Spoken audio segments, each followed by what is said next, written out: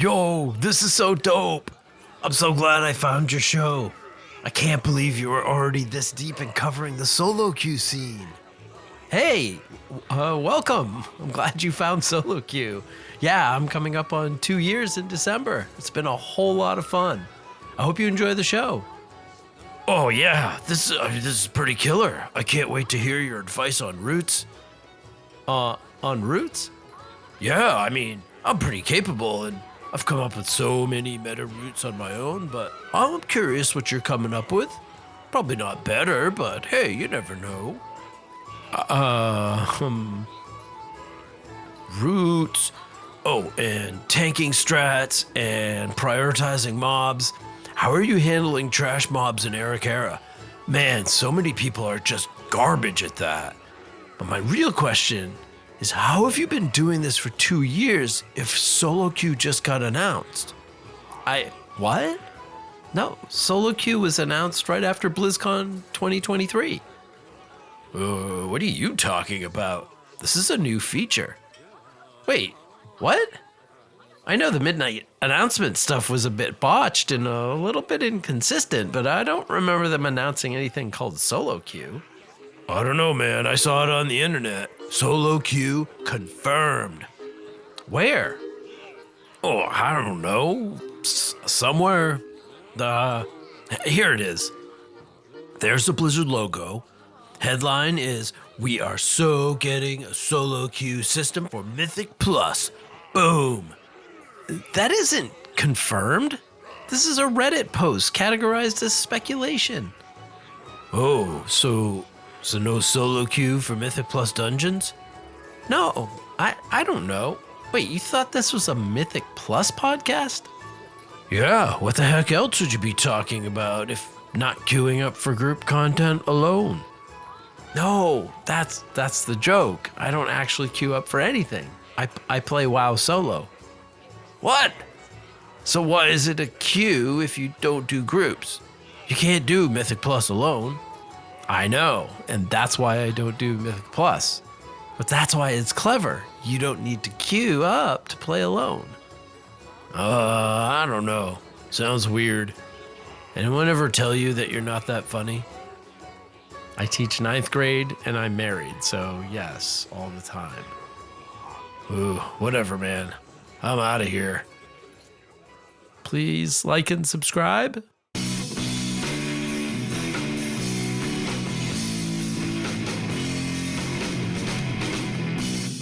You have entered the Solo Queue, a monthly podcast about adventuring alone in the world of Warcraft.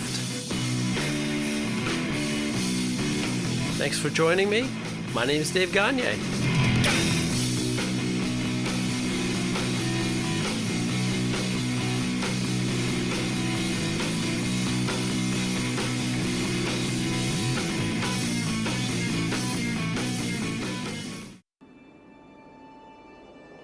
Welcome to Solo Queue episode...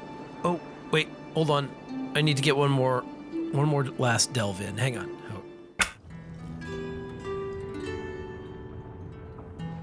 Okay, welcome to Solo Queue episode 29. It's been a little bit, but... Oh, hang on. Miasma Wrath is up in front of Ecodome Primus, so I'm just going to run over there real quick and knock that out for the week, and I promise I'll be right back. Okay, welcome back to Solo Queue, episode 29, and I have an IRL mini crisis that I have to deal with. Hang on just a minute. Okay, now, oh god, now I gotta get my weekly dungeon in, and on my way, I'm gonna hit my Great Vault, and then we're gonna record this episode. We're gonna get going. Hang on, just a second. Well, if we're gonna talk about this, I probably need to hit story mode, so just a minute. I promise.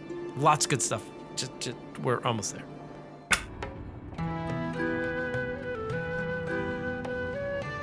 Oh, yeah. Welcome to Solo Queue, episode 29. You're not even gonna believe this. I actually have to get a second Great Vault, if you can imagine that. So, one moment.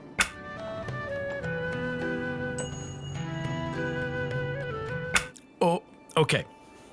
I think I'm now caught up. I think I'm ready to say, hey, welcome to the episode. Welcome back, those of you who have been hanging out with me for 29 episodes now. And a big welcome back if you are among the small crew of people that just found Solo Queue in the past month or so, the past few weeks. Welcome. Thanks for checking out the last episode. Thanks for checking out past episodes. It's been really very cool. I'm not gonna lie. Looking back at the last episode, hey, I really enjoyed it. Episode 28. I think it came out really well. I think there was some fun stuff in there. I think it sounded good, and it had a good download numbers. There's always that initial spike of everyone who's subscribed, and boom, all those, within 24 hours, those big numbers get out. And then, things drop off to a trickle. And this time, the numbers were really good.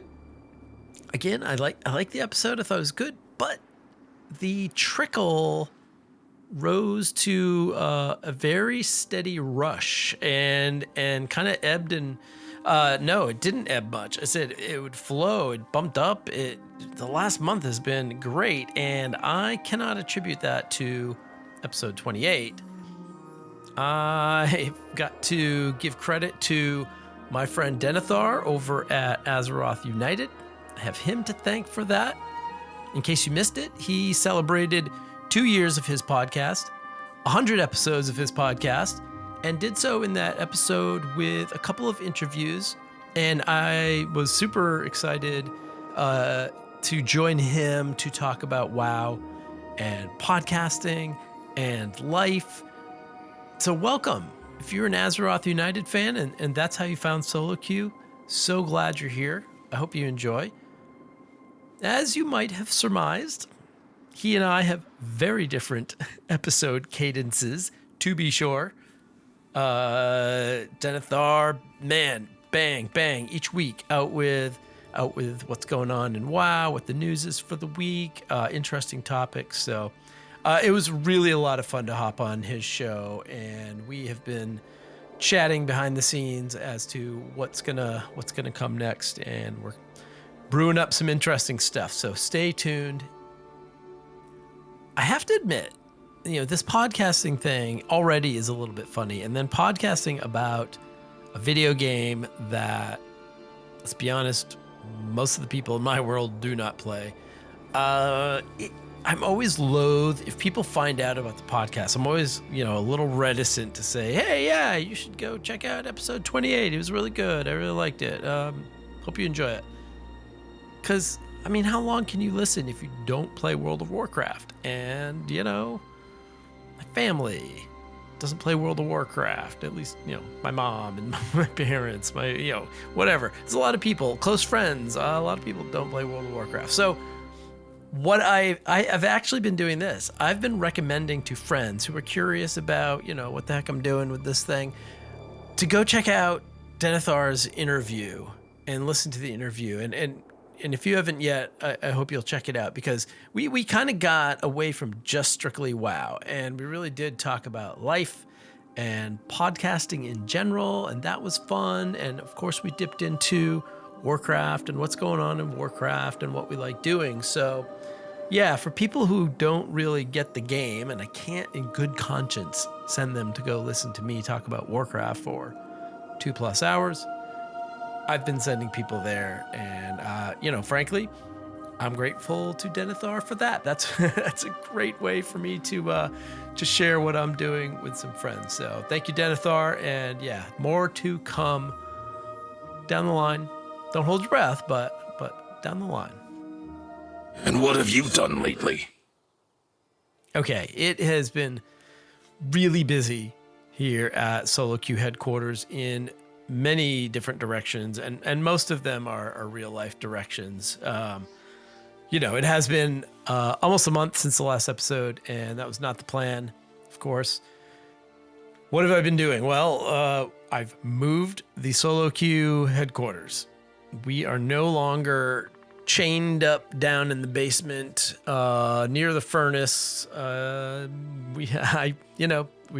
wife and I have been kind of moving things around and sort of embracing this empty nest thing and kind of repurposing some rooms. So I actually took over an old bedroom kind of at the top of our house and have been hauling things up the many, many stairs from the basement to this kind of half attic-y space. And here I am. Hopefully it's sounding good. When I first moved in, I did some test audio and it sounded like garbage in here. It was echoey and bad. And I thought, what did I make a mistake?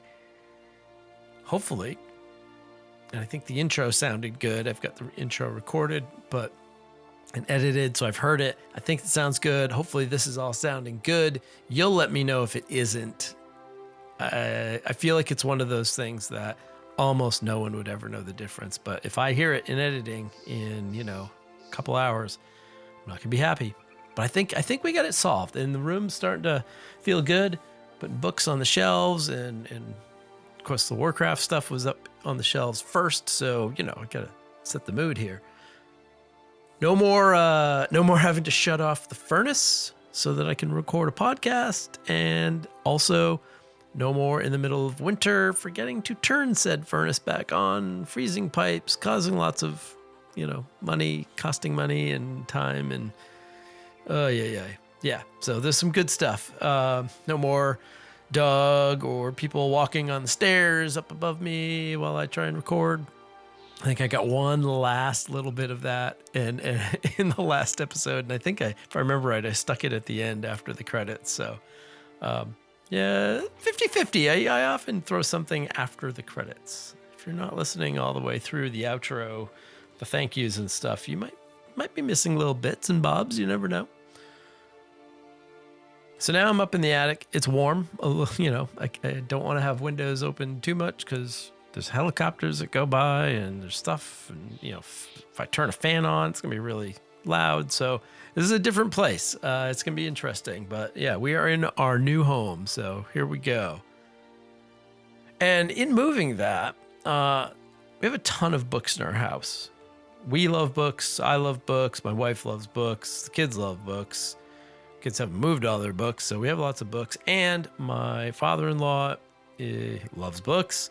As an English professor, certainly loved books, and we now house a fair chunk of his library after they moved houses. And so one of the books as I was moving, I came across, I thought it fitting to mention. This is not quite the Solo Q book club, but it's like a mini offshoot. I just came across a Rudyard Kipling book, and it is Kipling's first novel. Very autobiographical in nature, and honestly, I don't even know what it's about. The only thing that caught my eye, and it felt like the right moment, it all felt a little serendipitous. The name of the novel is The Light That Failed. And if that isn't a perfect setup for the Midnight expansion and the Void taking over and everything going wrong, I don't know what is. So there you go. The Light That Failed by Rudyard Kipling. As I said, this is not a review. I have no idea. I've not read it. I don't know what it's about. And, if you like Kipling, check it out. Before Midnight launches. Why not? Okay. What else? We've had a sick relative lately, in and out of the hospital. Things are, pretty good now, but that's a lot of time and energy that especially my wife has to spend, but I also supporting her and helping her. And it just, there's a lot going on. Start of school. I got to tell you, the last couple of weeks before school starts for me are crazy. And then school starts, and that's its own crazy. We're now this is our third week of school, and I'm now settling into a more normal routine. The craziness of the school year transition, both for me and just all the stuff I have to do at school, that's all slowing down. So that's a really good sign for me. Like that I didn't get an episode out in arguably one of the two busiest, periods of time in my yearly schedule. I'm okay with that. Ultimately, yeah, this episode is late even by my standards. But ultimately, there's one reason for that. And that is this. I cannot turn on this microphone if I don't have a good plan. I script out some of the show, but even the unscripted parts, I like to have notes. I like to be ready. I'm not a person who can get up here and just talk out my butt. It doesn't sound good. It happens every now and then in the show. I think it doesn't sound good, but so I try and limit that. I need to have topics. I need to have ideas in front of me, and I need them organized in a logical way. Otherwise, I would ramble, or at least ramble even more than I currently do. And so you might ask, your question might be, well, hey, why did you not have a good plan? And that makes sense. There's so much going on in Warcraft, it's a lot to talk about. Come on, get the plan together. And not having that plan might sound like my fault, but let's dig into that for a moment. There are really two reasons for me not having a plan. The first, as I mentioned, super busy. Yeah, that's me. I own that. Life is busy. My work responsibility is busy, blah, blah, blah. Good, great. During the week, it's school stuff. On the weekends, home and family stuff, and, more school stuff because you get a grade and things like that. Okay. I will also toss in there that I hadn't finished some of the Koresh content, which I kind of played around with a few minutes ago, but it was true. Like, I really got to get to the raid, at least the story mode. Hang on to that. We're going to talk about that. I got to get, I don't know, I guess at least start the Ecodome stuff that everyone's talking about, something about the birds and the bees or something. I don't know. I got to get in there. I got to get that follower dungeon. Oh my God, it's Delves week, so I got to do that. All of that stuff. But the second reason is equally, if not even more responsible for the delay. And for that, I blame Blizzard. So hey, in the midst of this perfect storm of busyness, throw in the midnight launch announcements. August 19th, cinematic, Gamescom starting on the 20th to the 22nd. And if Blizzard had pumped out a killer cinematic, followed by 2 days of panels and interviews that featured lots of clear information and no contradictions, you would have had this episode 2 weeks ago. I guarantee it. But unless you pay no attention to any WoW news, and I don't know how you could miss this, that's not how the midnight launch announcement and rollout went. It did not go very well. To be completely honest with you, all of the craziness about the information about Midnight, with changes, with corrections, with information that didn't agree with something else that they said, additions, even some subtractions in the form of videos that were there, but then they were gone. All of that honestly threw me for a loop. Ultimately, this episode had to be about Midnight because, it's the big thing. And I could not wrap my head around Midnight. I could not make my plan for the news. I could not, I just couldn't. I would think about it and my brain would just fire in 8 different directions and I would just nope, I can't. And listening to other podcasts, listening to their news, I don't mooch off of everybody's news, but I do listen, and it's kind of funny. I have a really bad memory, but I know that things go in there and they bounce around in the back. So other podcasts definitely inform me.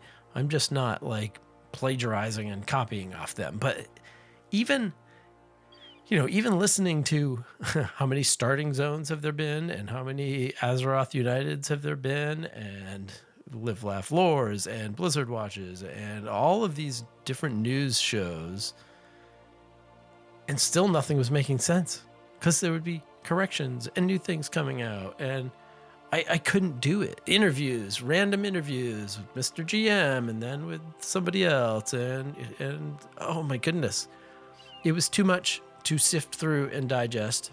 And by the time, the dust settled and Blizzard kind of figured out what they were going to say for realsies and kind of get out a unified single, big kind of blog post thing with all the features, school had started and I was just, completely off and running there. So yeah, time just got short. But at this moment, our kitchen is painted, which I've been working on in my spare time. Only a few little things remain there.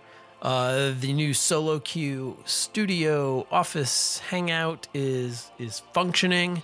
I would say, we're closer to Death Star 1 than Death Star 2, which was, not very complete when the movie came along. But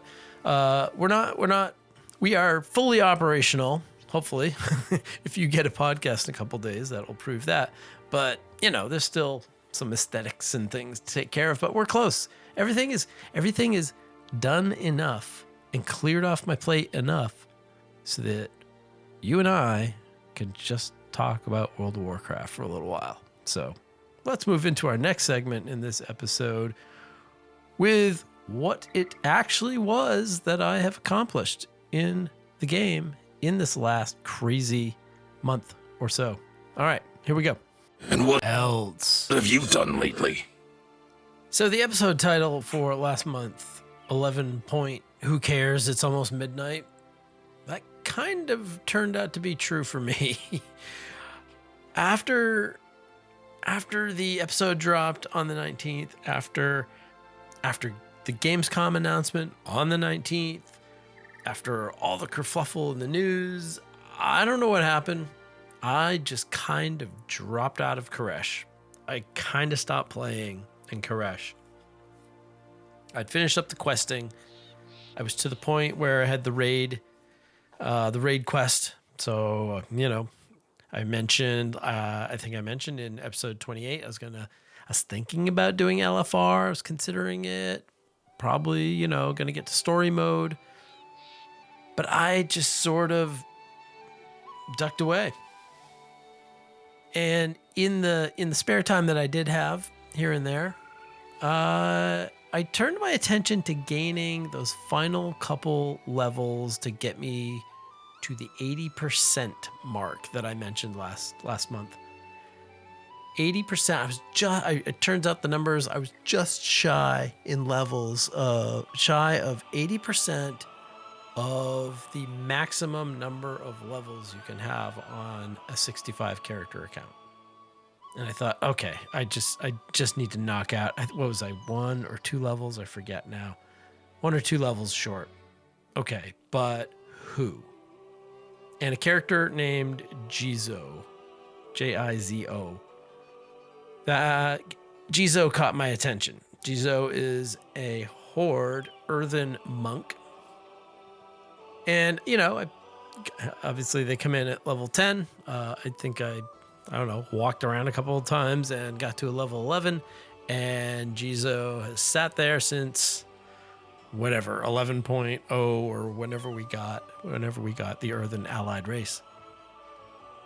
And I got thinking, like, all right, well, why not start them in Pandaria, where the Mogu live? Why not have this character start searching for stories in Azeroth of the Mogu and the connection to those other stone people. And so that's, I don't know why I made an Earthen monk. I don't even know what my other Earthen is. He must be a shaman, but I can't remember. The Alliance Earthen I have, I think, is a shaman. And the other one I was like, I don't know, monk. Let's go with monk. And both of those characters have just kind of languished. I haven't played them. They're both sitting at level 11, and I think the Alliance one got up to 20.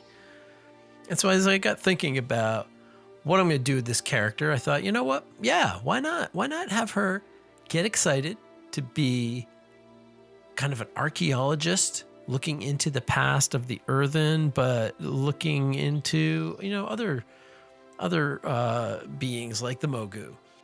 Why not have her get excited to become a brewmaster and a lore master. And if she's going to be an archaeologist, well, a miner, and why not a skinner? So, yeah, she, just doing a little thinking, hopped on the character, and she quickly took shape. And all of this sort of backstory kind of flowed into her, and all of a sudden, amidst all the craziness of Koresh and the midnight announcements and the work and this and that, it was Mist of Pandaria that became my escape. And not even classic. Like, this is not in classic, obviously. I'm playing in Earthen.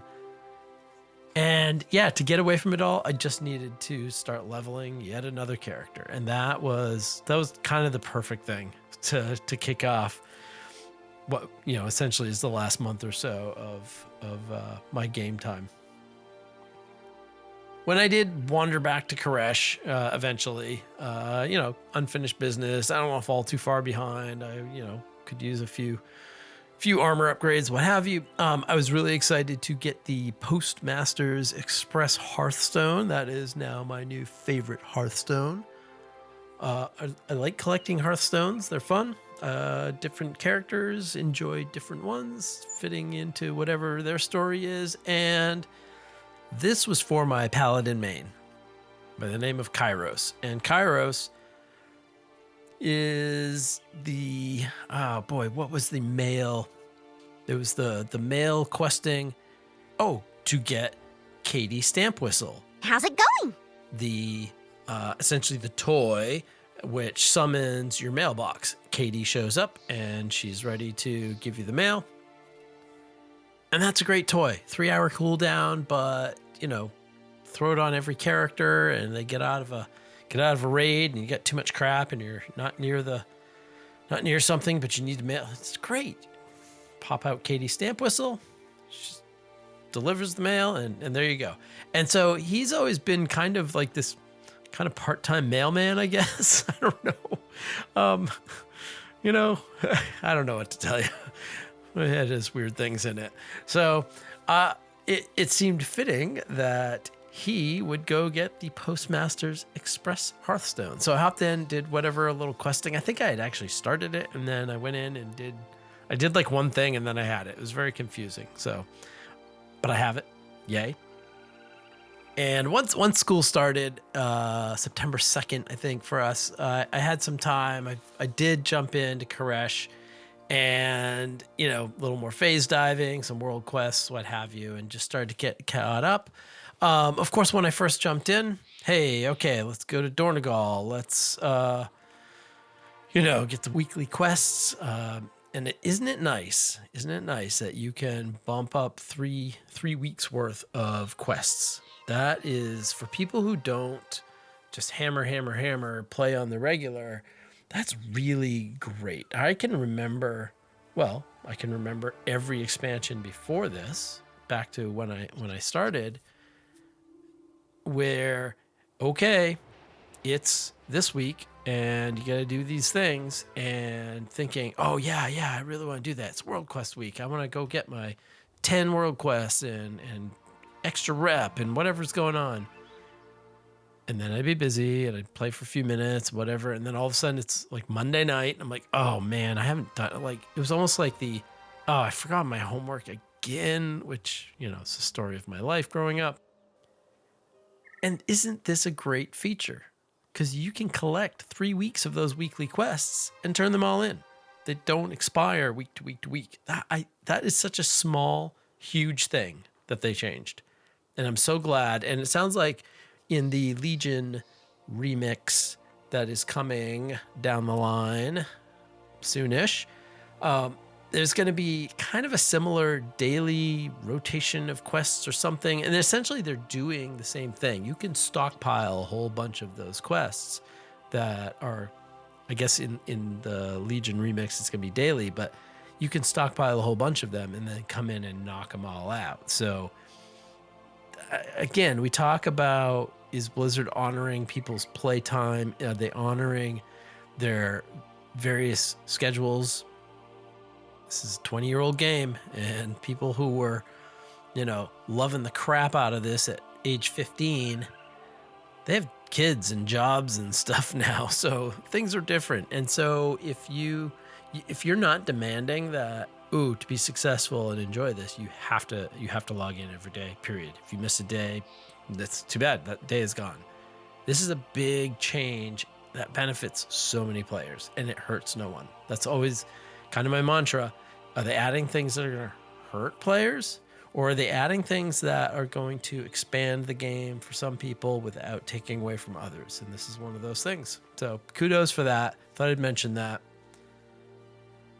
So I go get my weeklies, and I, just do all the stuff you should do before you go out questing. And I notice, oh, my Great Vault is pulsating.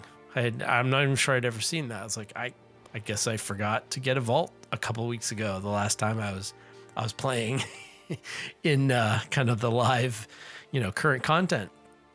So I head over to the Great Vault, which, I don't always do enough to get a Great Vault. So this is pretty exciting. I only had one slot. I was like, oh, okay. All right. Well, I got a neck piece, and awesome. Went about my business, did the upgrade quest to, upgrade a piece of gear to get some crests and do whatever, all that stuff. Okay, just about ready. One final check of the Dornogal map for weeklies and whatever. And I noticed my Great Vault was still pulsing. I'm like, oh, that's weird. I probably have to just leave town or log out or something. Like, I'm sure it'll just shut off. And, the icon will go back to normal. But I thought, why not just check in case? Like, I'm about to go off and delve all over the place. I'm not going to be back in Dornogal for a while. I'll just run over there and check. And who knew? Did you know this? I had a second vault. So I had 2 weeks of vaults that were not even this past week. Like they were weeks old. But the system was smart enough and kind enough, again, thank you, Blizzard, and kind enough to queue up 2 Great Vaults for me. So I did. I walked in. I was like, I have another piece of gear. I don't even remember what it was, but yeah. Who knew? No one's tested that. How many of you have kind of forgotten about your Great Vault and found this out? This is pretty cool. That's perfect for me because I disappear and come back, and I know some of you must do that too. So if you've ever panicked about, oh crap, I'm gonna, don't panic. The Great Vault people have got you covered. That was fantastic to learn. Yeah, that moment kind of summed up my WoW life. I go hard at times, and then I'm not even in the game enough to take care of like normal weekly maintenance, for a week or 2 at a time sometimes. So there you go. In case you've ever pondered that philosophically, but you didn't want to test it because you didn't want to lose a vault, now you know. It is safe. Another little thing that I noticed as I headed over to the delving headquarters, as I, grabbed whatever quest and was about to head out, I noticed I saw a new vendor by the name of Dip Stick Shift. And that, I don't know, it sounds and looks naughtier than it actually. Dip Stick Shift there's nothing there, but it just sounds weird. Dip Stick Shift. And he is labeled as Memories Are Us. And what does Dip Stick Shift sell? For 50 silver apiece. He sells little chunks of memory that you can leave inside of a delve for other players to find. So I know everyone's all funnily excited about this, like finding the tombstones of someone that died and, in the delve that you're in. And that's cool. I think it's a neat little thing.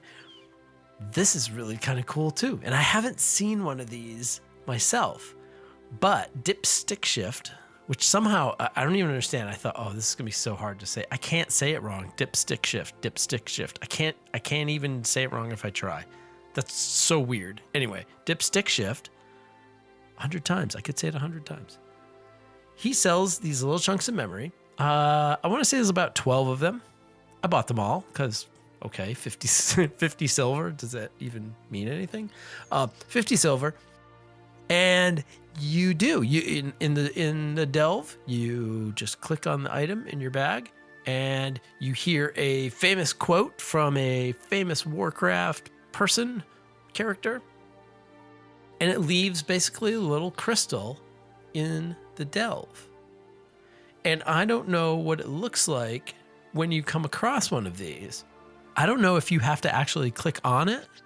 Like you walk into a room, you're like, oh, I just fought all these bad guys and somebody left a floating gem thing. Do you have to click it to activate it to hear the voice? Or when you get to that area, do you just hear whatever it is, Illidan or whoever? So I'm curious. Everyone should go out and buy these and just start planting them in delves because it just seems like it's kind of fun. So you do hear the voice when you plant it. You do get to hear it once, but then the object itself just kind of floats there in the air, about, I guess, head level high, and it is not interactable anymore. Once you place it, it's for somebody else. And that's fun. That's just fun. Like somebody said, hey, yeah, let's take a little dev time and make this funny little system. Because why not? We have audio files, we have the icons, we'll throw a vendor in, and then it's just a matter of, yeah, they did have to do some coding to figure out how to drop an item into somebody else's instance, but they kind of already did that with the tombstones. So I think it's cool. I think it's clever. It adds nothing of mechanical worth to the game. It doesn't add player power. It doesn't do any of that. It's just a little tiny bit of flavor that I like. So I don't know. And I feel like that guy was easy to miss. Dip, stick, shift. There it is. Dips. This is fascinating. I don't know why I'm fascinated by the fact that I cannot say dick, stip, shift. There it is. I finally did it wrong. Dip, stip, shift. Dick, stip. Yeah, there it is. Now I can't say it right. So I'm sorry. It sounds like I'm entertaining myself, and I think I am right now. So anyways, yeah, he's just a new vendor kind of across the way from Reno Jackson. Hit him up. Go buy his stuff. Interact. I can't remember if he sells anything else. I don't think he does. I think he just sells the memories. So yeah, if you didn't notice him, next time you wander in to, hang out with, I don't know, at least Starsong and Reno, go check out Dip, Stick, Shift. How's that? I did it. I'm back. We're back. We're so back. And this, at least the week that I'm recording this on Monday night, by the time you get this, I'm sure we'll be past reset. But it is Delves week, so I was going to do like one delve. Then I was like, nope, I got to do 3 for this quest. Oh, but nope, that one needs 5. So I guess I'm doing 5 delves. So I ran around, did a lot of delves, which 5 is not a lot, I understand, but it's kind of a lot for me. So after that, it was a matter of going down my checklist and kind of catching everything up. And obviously, the big thing on my checklist was story mode, doing Mana Forge Omega, the raid.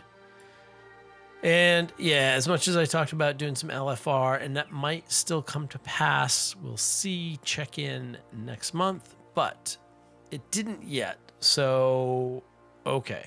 I will hop into story mode and crank that out.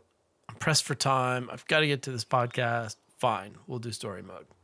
When you hop in, and you do have to fly all the way out there, which I kind of forgot, but you fly out there. And when you hop into the raid, you are fast forwarded to a platform, and you kind of land there for a second. You're like, I'm all alone. And I guess for me, maybe it's not, always this way, but it took like 4 or 5 seconds for my 9 followers to kind of materialize as if they'd been beamed down from a starship.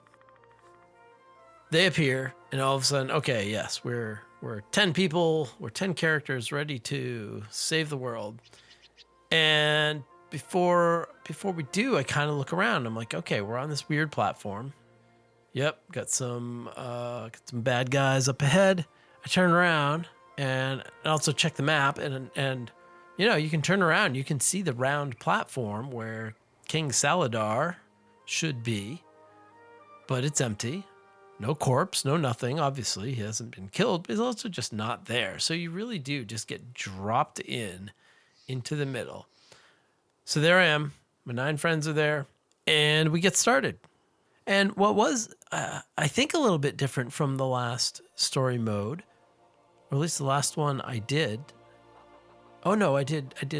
I've done all 3, or all 3 in this expansion now, and I have the first one on my mind. But there weren't mobs in the others, but there are mobs. I'm like, okay, we're not at Dementius's room yet, so okay, we got to kill some guys. We got mobs to kill. This is great. And as you run up to them, like I can't even. I maybe throw a hammer from my paladin, and the thing just melts before the hammer even gets there. I'm like, what? Okay, so I didn't kill that, and therefore there's no loot. Whatever. Okay, I'm not here for loot, but that's weird. Oh, more bad guys, more mobs. Okay. And they melt, and everywhere you go, these mobs just melt. And I realize, oh, there's like this weird lightning mechanic that is literally just killing everything before you get to it. It's not anybody in the party. It's not, Captain Garrick or whoever else, whoever else is with me. It's just this weird mechanic, this little god mechanic that kills all the mobs. So I'm like so many things. I know I say this a lot. I'm kind of 2 minds of this. Part of me, most of it, sadly, is the annoyed part of why put them there if you're just going to kill them. If I literally can't fight them, like, why put them there? That's just weird. The other side of that is, okay, it's flavor and it's easy. I want an easy mode on some level. So I'm getting what I want, kind of. I'm getting more of the story. It's not just, I guess, hey, I just realized maybe this confirms that somebody at Blizzard is listening to Solo Queue, because I remember saying something to the effect of, well, you just get dropped on the platform with the final boss, you walk up to it and start fighting, and that's weird. So, random Blizzard developer who is listening, just wink. If you're listening right now, just wink. I'll see it. They heard that and they said, hey, why don't we, give a little run up? You got to go through a couple hallways, whatever, and then you got to click a thing and go to another thing, and then you watch a few more mobs melt, and then you're going to get to Dementius. And now I feel like a spoiled child. Like, I asked for something and I got it and it's easy, and now I'm like, it's stupid, it's dumb. And I hate that feeling. I don't want to feel like an entitled child. We'll talk about what I want in a moment, but I'll tell you the rest of the story mode story here. So we start the Dementius fight, and Dementius is long. It, is a lot of different phases and things and whatever. And sadly, I died. I was sad. I didn't research. I didn't, whatever. It's when you go to the side and you're on this rock thing, and the whole rock gets these lanes on it, and you're like, ooh, something's going to happen. I don't really know what, but it's kind of everywhere. And I thought, oh, well, maybe the lanes, I need to be in a lane. No, that just kills you. Everything that has the lane, whether it's the dark or the light, all of it is the mechanic. You have to run to the edge. You all know this, you've done this, but you run to the edge, and that's the only place that you're not going to get snow plowed off the rock. So I did learn that the hard way, and I was really bummed when I'm like, okay, well, they'll transport me back to the rock. No, start over, which I guess is, that's what raiding is, right? You don't get half the boss back. You got to start over. So, okay, annoyed, but I get it. That's me being really entitled. So great. I'm going to stay out of the way of the snow plow, or whatever you call that mechanic. I'm going to call it the snow plow. Void plow. We'll call it the void plow. Actually, I did see it the very last time. I think I pulled my camera back or whatever, and I was just watching. I was like, oh, he's just throwing rocks. This is a giant rock that he throws very slowly. We're fighting the largest thing in the world, and he's throwing rocks at us. Okay. As we're in the fight, I have only one thought, and this is just me. This is not me demanding anything. It is just me. Oh my God, do I get bored? Dear God. Click my buttons, click my buttons, click my buttons fast, because why not? Bang on the buttons, bang on the buttons. I get so bored in these long boss fights. And so, I guess that's the annoyance is you melted all the mobs for me and made that stupid easy. In fact, I can't even touch them. But now I have this boss that I'm not going to say it's hard, because it's not. Because I know there's other mechanics and things are going to kill you if you go to LFR and then normal and then heroic and then I get that. But it's still long and boring. I guess I just want literal tourist mode. If you're going to give me story mode and call it whatever story mode, just make it dumb. Make it so I'm not standing there for, I don't know. I mean, I remember the first one was 7 or 8 minutes. This one, I don't know. It probably ends up being that with the different phases. Luckily, I guess there's a couple phases that gives me something else to think about, but it's darn boring. And I got to say this. It also makes me appreciate everyone who is in there hitting the bosses at normal and mythic and heroic, all of those, because wow, it must get so much harder. And so kudos to all of you who are rating in any level. I think I'm just not cut out for it. I don't think I have the attention span. And I cannot imagine. I listen to people on podcasts say, oh, well, we had 30 pulls on so-and-so, and hopefully we'll get it next week. And oh my God, that sounds like torture to me. I am not cut out for rating. That's just this one just made me think, wow, yeah, that's not me. So if I ever complain about rating, you got to tell me to stop because, I have no vote in that. Eventually, of course, I, poke at enough buttons and Dementius dies or whatever, gets sucked into the dark heart vacuum, and yay, the big giant thing is all set. We've taken care of it. And then we get to the cutscene. And the cutscene is fine, except I just played it. So I already know what happens in the cutscene. And that I'm grumpy about. But we're going to talk about that a little bit later in our main topic, when we talk about the Midnight Cluster. So, okay, after you kill Dementius, after you watch the cutscene, you arrive back on that initial platform and to the, I don't even think you have to be that astute, but you look in the background, and when you walk in, at the very start of the story mode part, and I assume the very start of the Dementius fight, if you're coming in from the other bosses, is Locust Walker on one side, Zaltath on the other, and they are each zapping void things and, hey, we'll cover you. You guys go save the world. We're going to keep taking pot shots at void things because that's the best use of our skills. And so you've killed Dementius, everyone's high-fiving, you get back to the platform, you look up on the above platform, and who's there but Locust Walker, zapping the void things on his side, and Zalatath, who just revealed herself to be, what we knew, the big bad. But she's up there doing her thing. What a weird, strange continuity miss that is. That. I don't know. So I don't know if that's the same in other raid difficulties or if that's just an issue in story mode or whatever. So it just made me laugh. Whatever. No one needs to go work on that. I'm just saying that was interesting. And then for some reason I got disconnected. The game dumped me back out while I was in the raid. And then when I came back in, I was at the Oasis or whatever it's called, the Koresh base.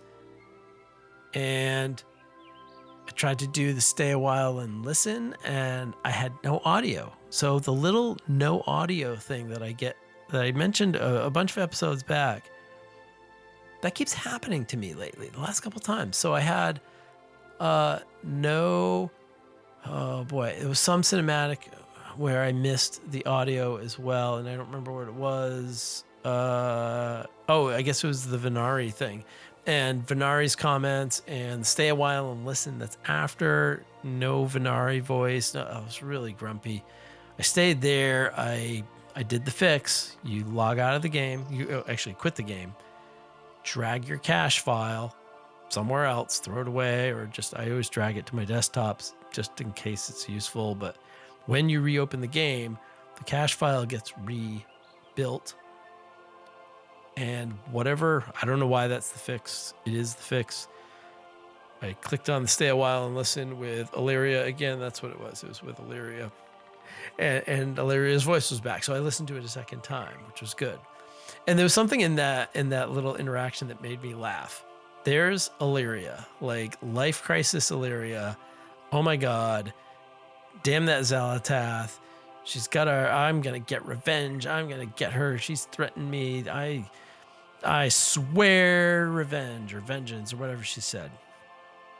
And as part of that stay a while and listen, Venari starts walking over and essentially says to Illyria, hey, you know what a big deal these like promises, these commitments, you take those commitments very seriously on Koresh. Are you sure? Are you sure you want to swear something so big as to take out Xalatath?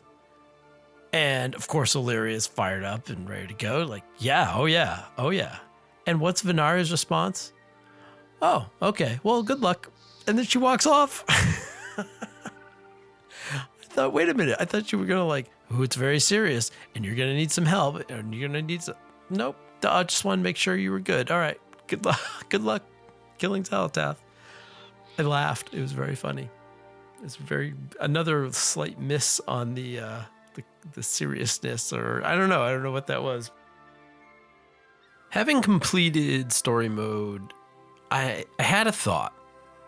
Maybe a sort of a counter offer in this #follower raid negotiation that seems a little one-sided right now, but who knows? Maybe, I have no idea. There's no word from Blizzard, but maybe there are reasons that follower raids are not as easy as follower dungeons, and maybe the tech is not there. It's too difficult to scale, figure out. I don't know. I don't know what it is. But maybe I can negotiate, come off of my position a little bit and say, if there's not going to be a full follower raid, how about story mode gets fleshed out more? That story mode becomes more of a tourist mode where, maybe you kind of do something like Lore Walker Cho leading you through the raid in mists. Is it Mogushan Vaults, I believe, where Cho kind of runs around and narrates, even the regular raid. But for story mode, you have some sort of narrator that follows you. You get the whole story. You get a little bit of context. You don't have to do much of the fighting. Maybe even you skip fights or that they're kind of scripted, kind of like we were seeing with the melting mobs in front of you. And maybe so that's a little bit on rails. Maybe that's the answer. But that way you can see the whole raid. Like, I want to see the whole raid. That's why I want to do follower raids. Not because I want the extremely minute challenge of knocking over very easy bosses. I'll do that because I think that's the way to go. But if that's not the way to go, if we can't replicate follower dungeons, make story mode the whole story. Make story mode a tourist mode of, you're here to see the content, but not necessarily destroy all the things or, minimal participation. That would be great. That'd be great. That's my counter offer that doesn't counter any previous offer back from Blizzard. One-sided negotiation. That's my new tactic.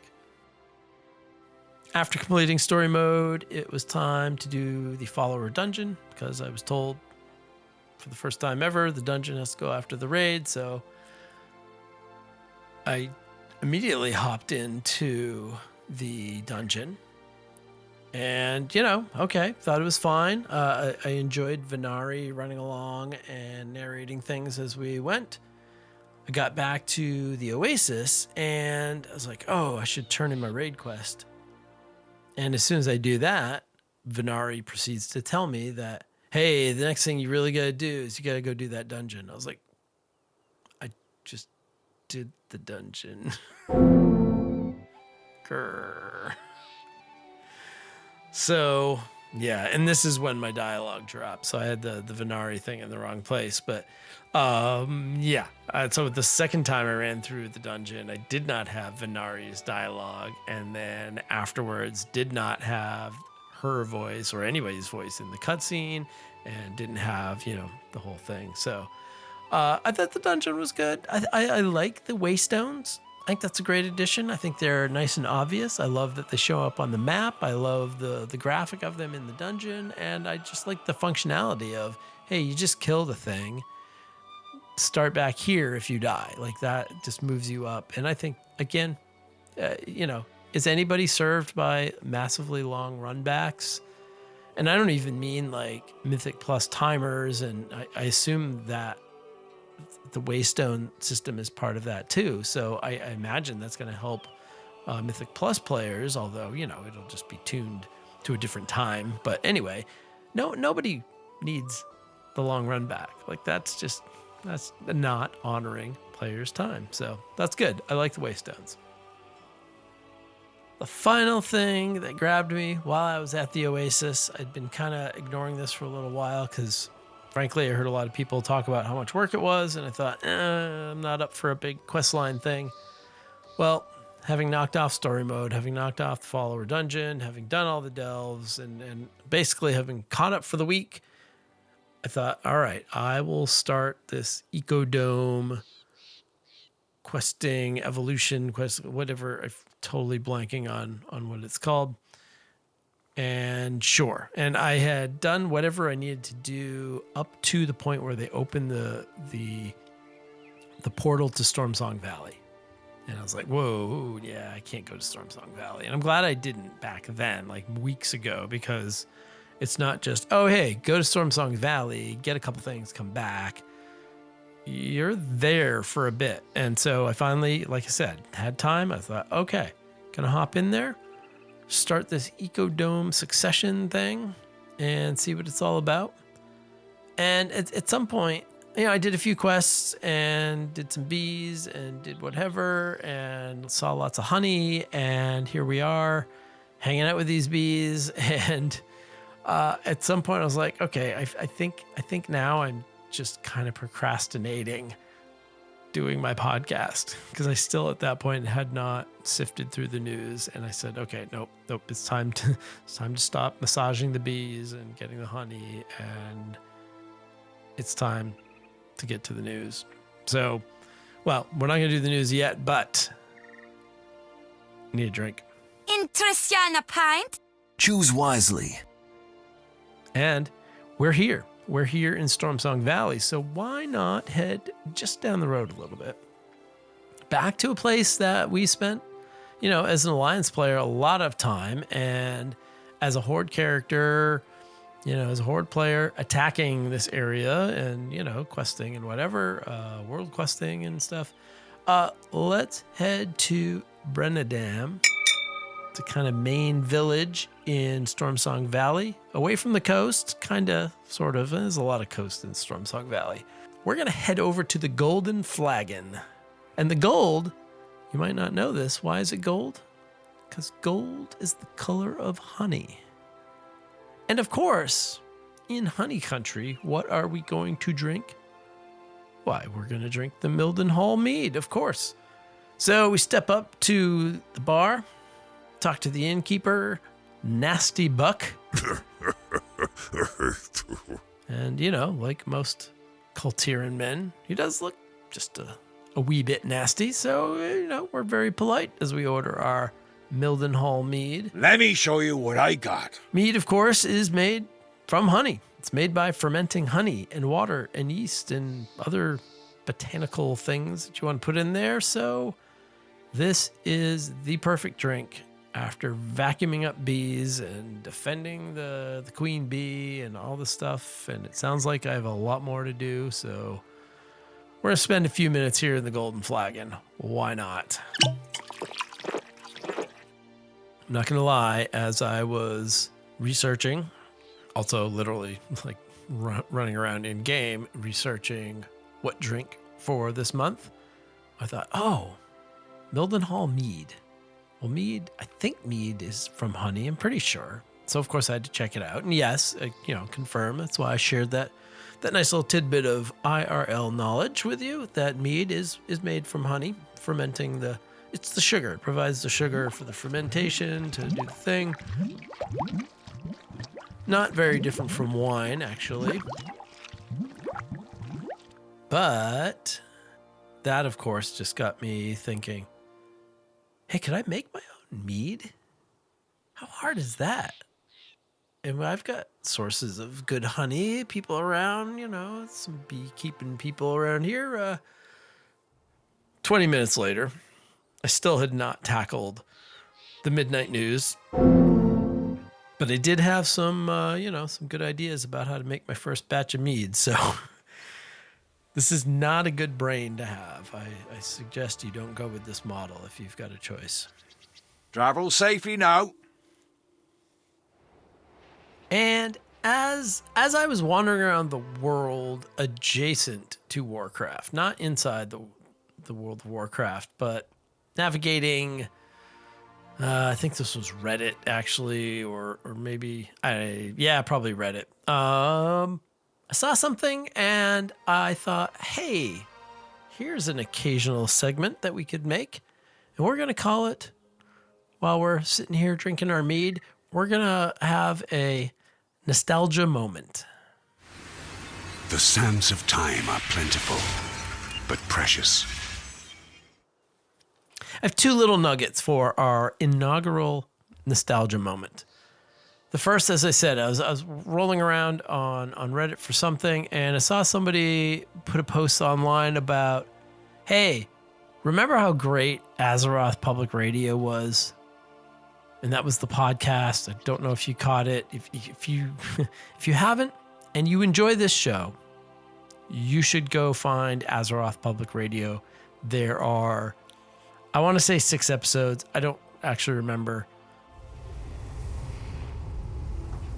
Well, what do you know? I was right. There are 6 full episodes and 2 shorter minute to 7 minute episodes. So yeah, not bad. Good job. Back to it. This was a show put out by Coltrane and Shoe Boots, and it was fantastic. It was, I kind of jotted down in my notes, Azeroth Public Radio flew so that I could walk. Like, it's kind of a reverse evolution. There was so much immersion and sound and layers and so much good stuff in Azeroth Public Radio. And that was all this post was. It was just like, hey, remember how awesome that was? I hope it comes back. And I don't know that it will. Azeroth Public Radio, when did it have its last episode? I think it was pre-pandemic or around the pandemic. So 5 years ago, something like that. And then it just kind of disappeared. And I have to imagine that it was a lot of work. I know how much work this is. And I know, sure, Coltrane and Shoe Boots were twice as many people as me. But I think they also had twice as much good stuff in there. So I loved that show. And yeah, I'm missing it too. I'm with you, random Reddit posting person. Yeah. That's my little first nostalgia moment. The second nostalgia moment, also actually podcast related. Do you remember, dear listener, when I challenged you, and I think this may have been at the end of last year, like maybe December, maybe January, I don't remember, but Seems like an end of the year, New Year's sort of thing. I challenged you to find a new World of Warcraft podcast that you had not listened to and go check it out. Give it a try. And then I never said anything about that. Now, I don't know if you thought I forgot, but I didn't. Over those months, and I realized doing the math, that's like 9 months. Over those months, I've tried a few things here and there. Some I like, some I don't. There's some that are fine. It's just not for me. There's a couple out there. The Potty Sea comes to mind. The bench. Oh crap! I forgot what it's called.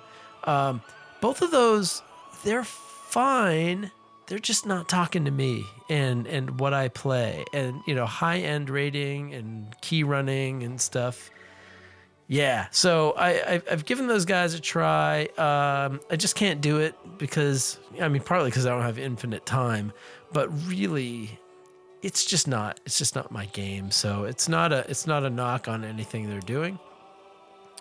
Just not for me. I'm not the audience for them, and that's fine. Because God, I get bored in raids. I can't. Dear God, I hope nobody from the Potty Sea listens to solo queue, because they'll be like, "Wow, this guy is a dweeb." I don't even know. Dweeb's not a word people use anymore. What did the people say now? Crusty. My 9th graders informed me the other day that crusty might be the right word here. Don't ask. It's a terrible connotation. I don't know. If you listen, Potty Sea people, if you happen upon this, I just want to know what you would call someone like me who can't focus long enough to kill the story mode boss. Oof. I might be their worst possible guest idea. Maybe that's what I'm determining right now. Okay, not to lock myself out of opportunities, but ooh, man, that would be really bad. And our guest today, Dave from Solo Queue, who hasn't said a word all episode. Okay, so where was I going? There was another podcast that I've given it a try again. This is something I've run into every once in a while, and it's never quite hooked me. But the Lion's Pride Tavern. I listened, a week or two ago. Lion's Pride Tavern is interesting. It took me a little bit to kind of adjust to their vibe because, and again, I can't imagine Lion's Pride Tavern people are listening, but if you are, stay with me here, okay? Hold on. It really was like you were at a restaurant and next to you was just a table of good friends, and they were just going on about whatever it was they were going on. And I was not sitting at that table. I was the person at the next table going, "Oh my God, does people ever stop? What are they? Oh my God, they sound like having fun, but that sort of like, I'm just trying to eat my lunch alone here, and they're just all having fun. I'm grumpy. They're having fun." And it took a while to, eventually I felt like I could kind of scoot my chair over towards their table, and they were like, "Oh, someone's listening. That's fine." And they would keep doing their stuff. It was super cozy. It felt slightly not inviting, except here's the thing. Isn't that kind of how podcasts are? Like, you come into the middle of something, and some of you may have come into the middle of Solo Queue, and you don't know the lingo, you don't know the vibe, you don't know the personalities, and you're like, this is, some things hook you right away. Some things grab you, no doubt.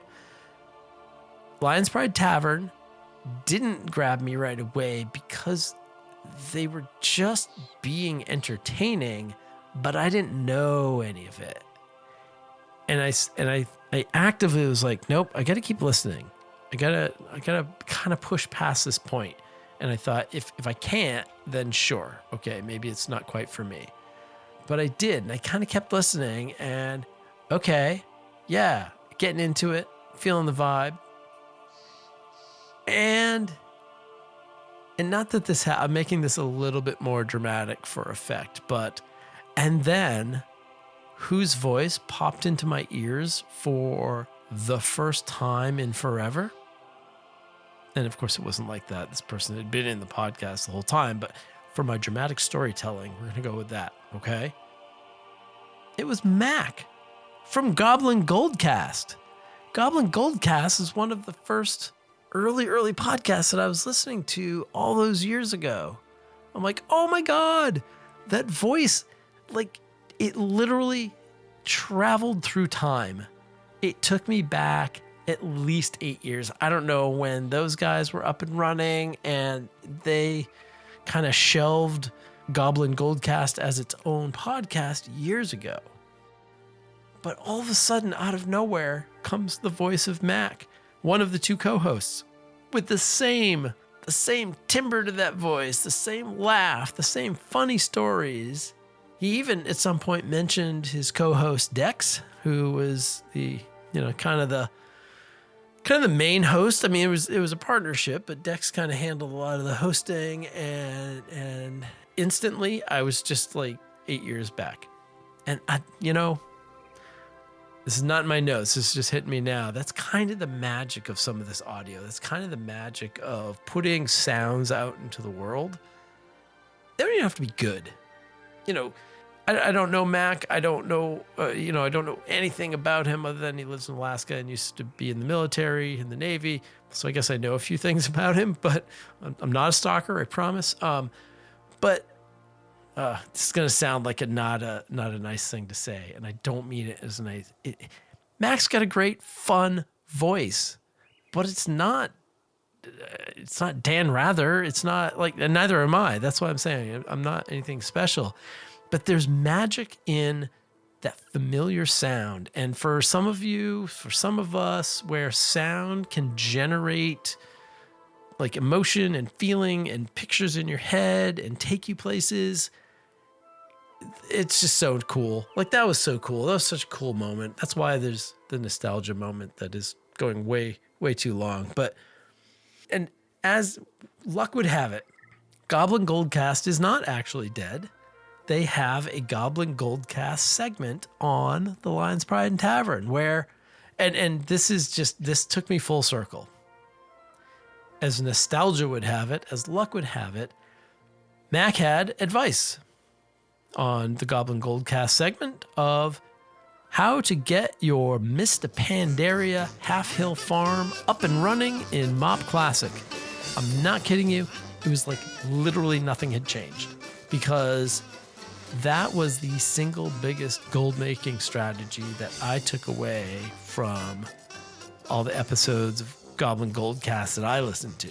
Setting up multiple farms on alts to farm for the ghost iron and the trillium, and making the shredder mount and selling those things off, and the whole transmuting bit and all this stuff. And here's Mac in 2025 telling me about, well, you got to go up to your Half Hill Market farm and you got to plant the stuff. And that's the worst imitation of Mac possible. And I'm sorry, Mac, I hope you hear this, because no fooling, I just absolutely loved it. I loved it. It was great. It was like all those years just disappeared, and you took me back in time to an era when my knees didn't hurt as much, and my hair was a little bit fuller, and all sorts of stuff. So the magic of radio, I think we say. So Lion's Pride Tavern, you should check it out. Why not? I've poked it into my my list on my podcast apps, so I'm hoping to hear a little bit more from everybody over there. And Mrs. Mac, who knew? Mrs. Mac was never on Goblin Goldcast, at least not that I remember, but she's on Lion's Pride Tavern, so there you go. And that, my friends, has been your nostalgia moment. 2 of them, 2 for 1, to kick us off. I thought I had more time. Okay, let's do the shortest news segment in solo queue history before we get out of Stormsong Valley.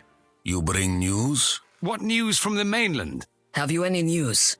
So after all the talk of the news being the biggest thing that was in my way of creating this episode, I've managed to turn the news segment into one single thing because everything else got dumped into the main topic.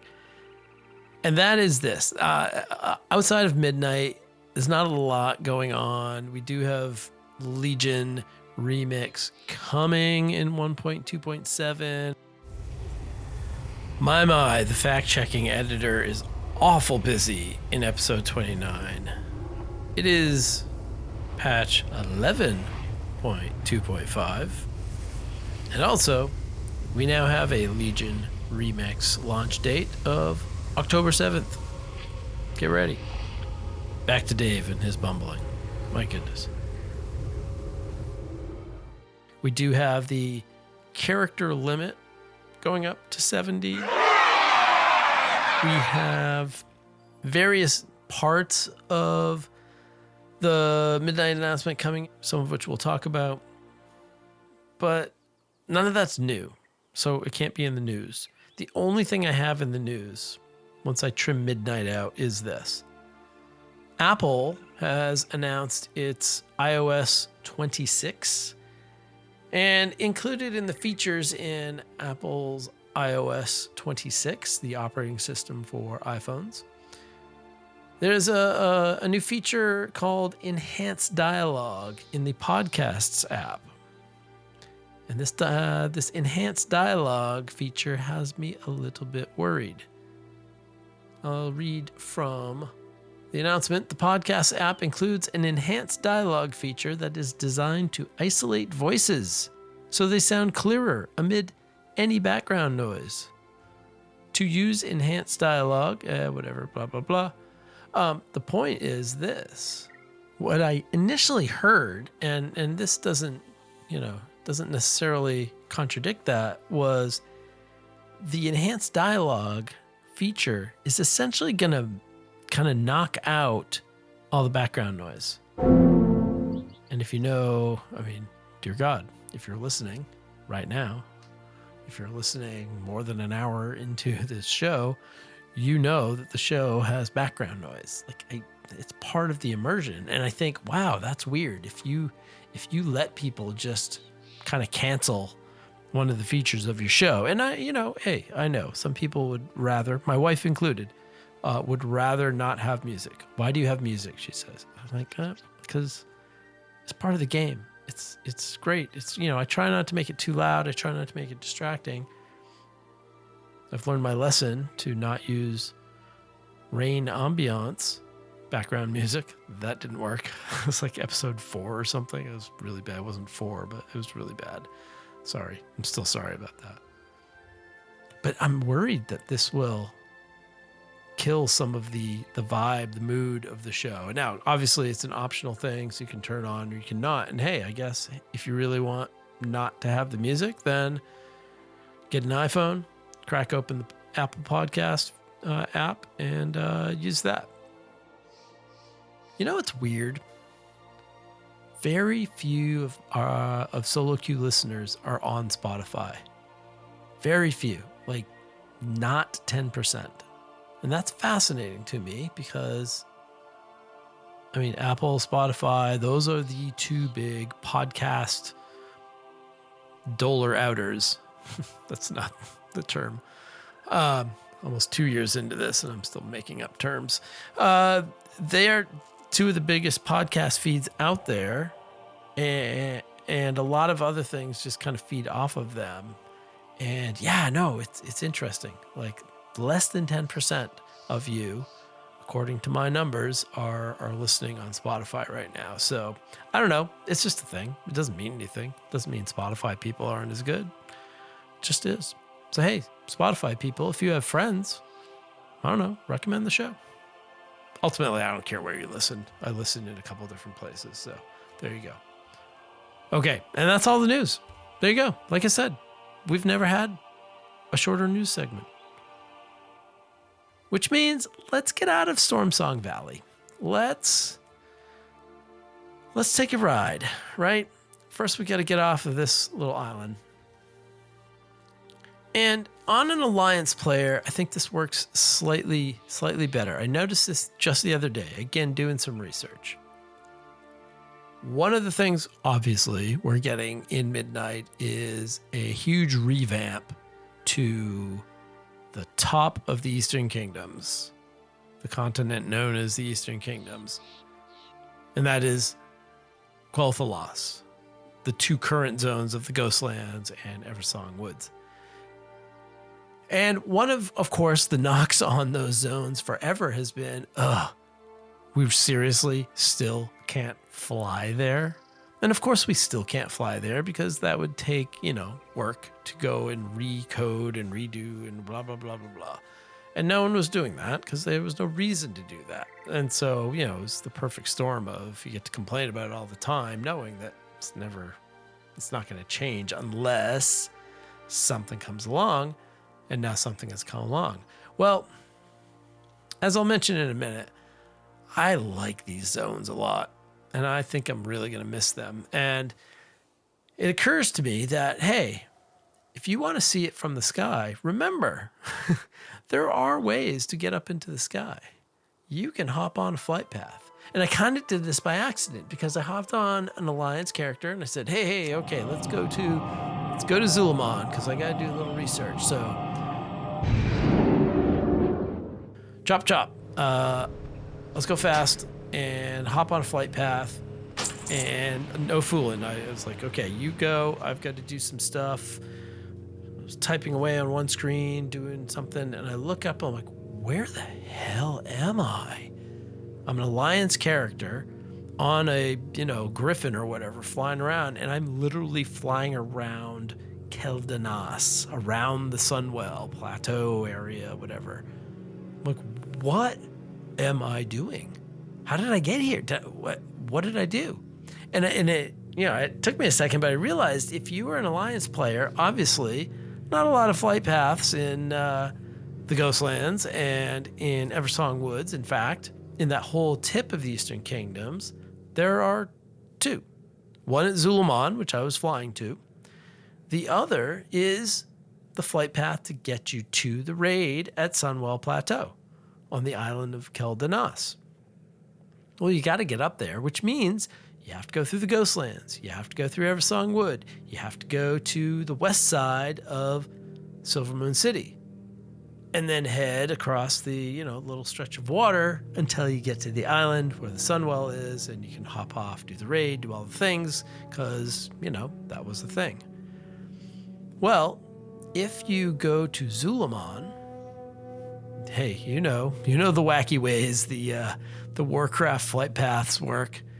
You got to go all the way up the continent and around, and you got to swoop down tantalizingly close to the flight master at Sunwell Plateau, and then you lift off again and you keep flying.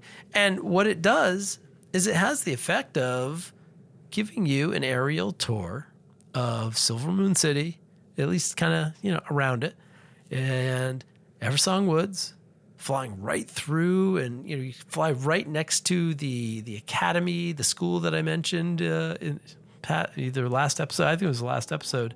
That academy that's going on there, you fly right past it on the flight path. You are above some things, but below some things. You're getting flying in this awesome old zone. So that's my advice if you want to get a nice tour, especially with an Alliance character. Hop on there and just fly to Zul'Aman, where we have now arrived. How you doing, man? Let's get down to business. So for today's main topic, let's talk about the Midnight expansion announcement.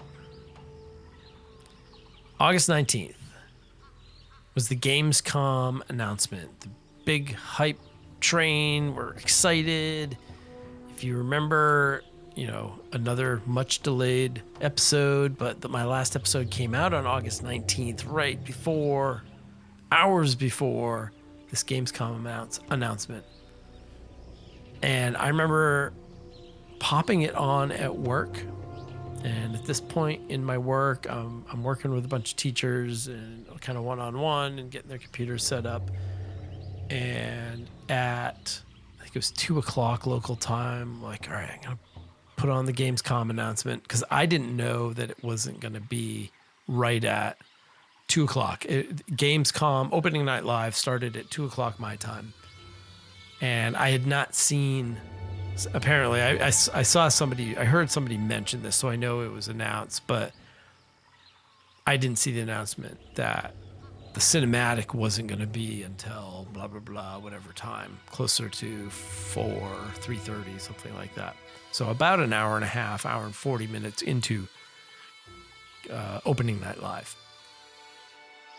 So there I am trying to work, and I'd actually set aside some time, like I carved a hole in my schedule so I could just sit there and watch. And then, of course, it wasn't happening. I waited forever. I tried to, eventually kind of gave up. I was like, all right, I'm just going to keep working as this absolute, pile up of new games that all seem to involve hyper-realistic machine guns and killing things. It was like game after game after game. Oh, I'm glad I played this game. I like this game.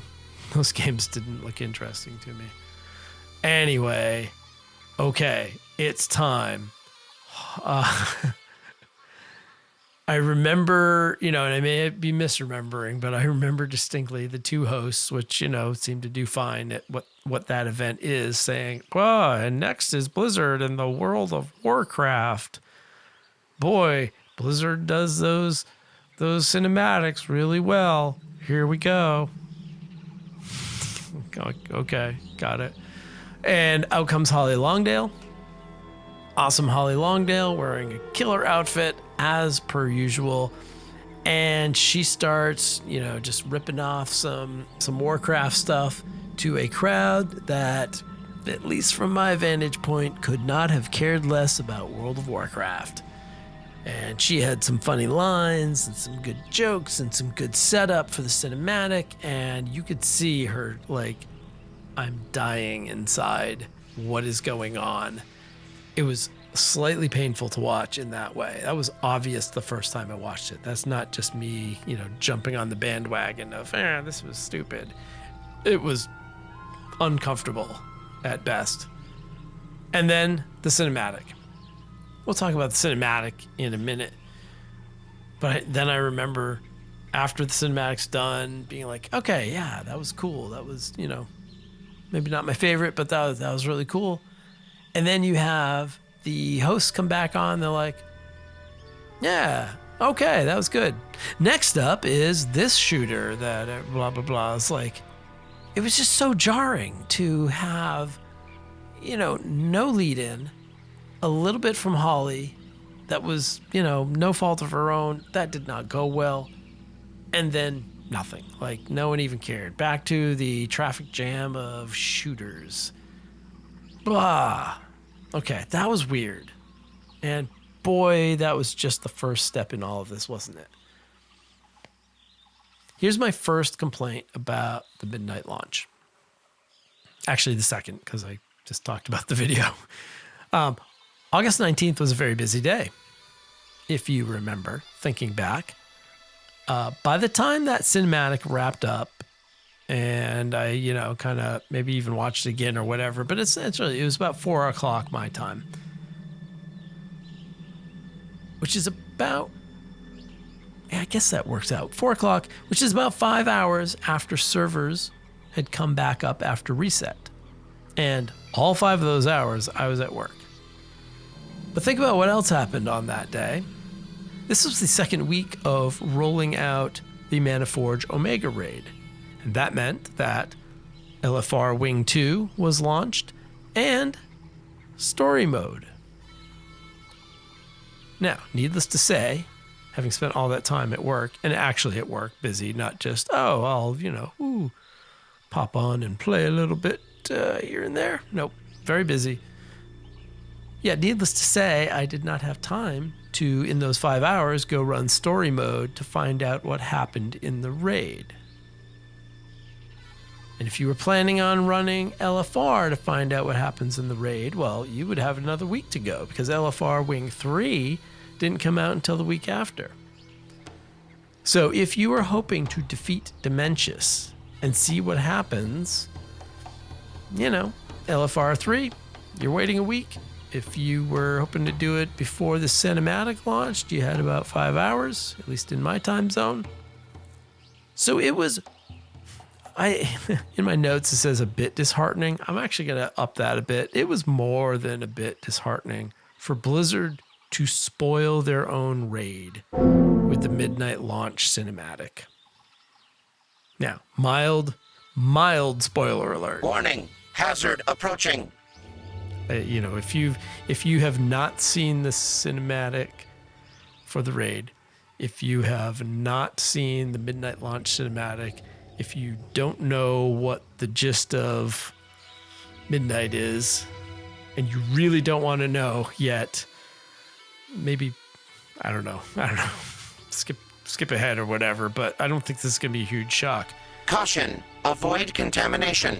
It wasn't a surprise when Xalatath was, in fact, the big bad and had betrayed us all after all those creepy nice things she said to me while I was questing. No, it was not. Of course it wasn't.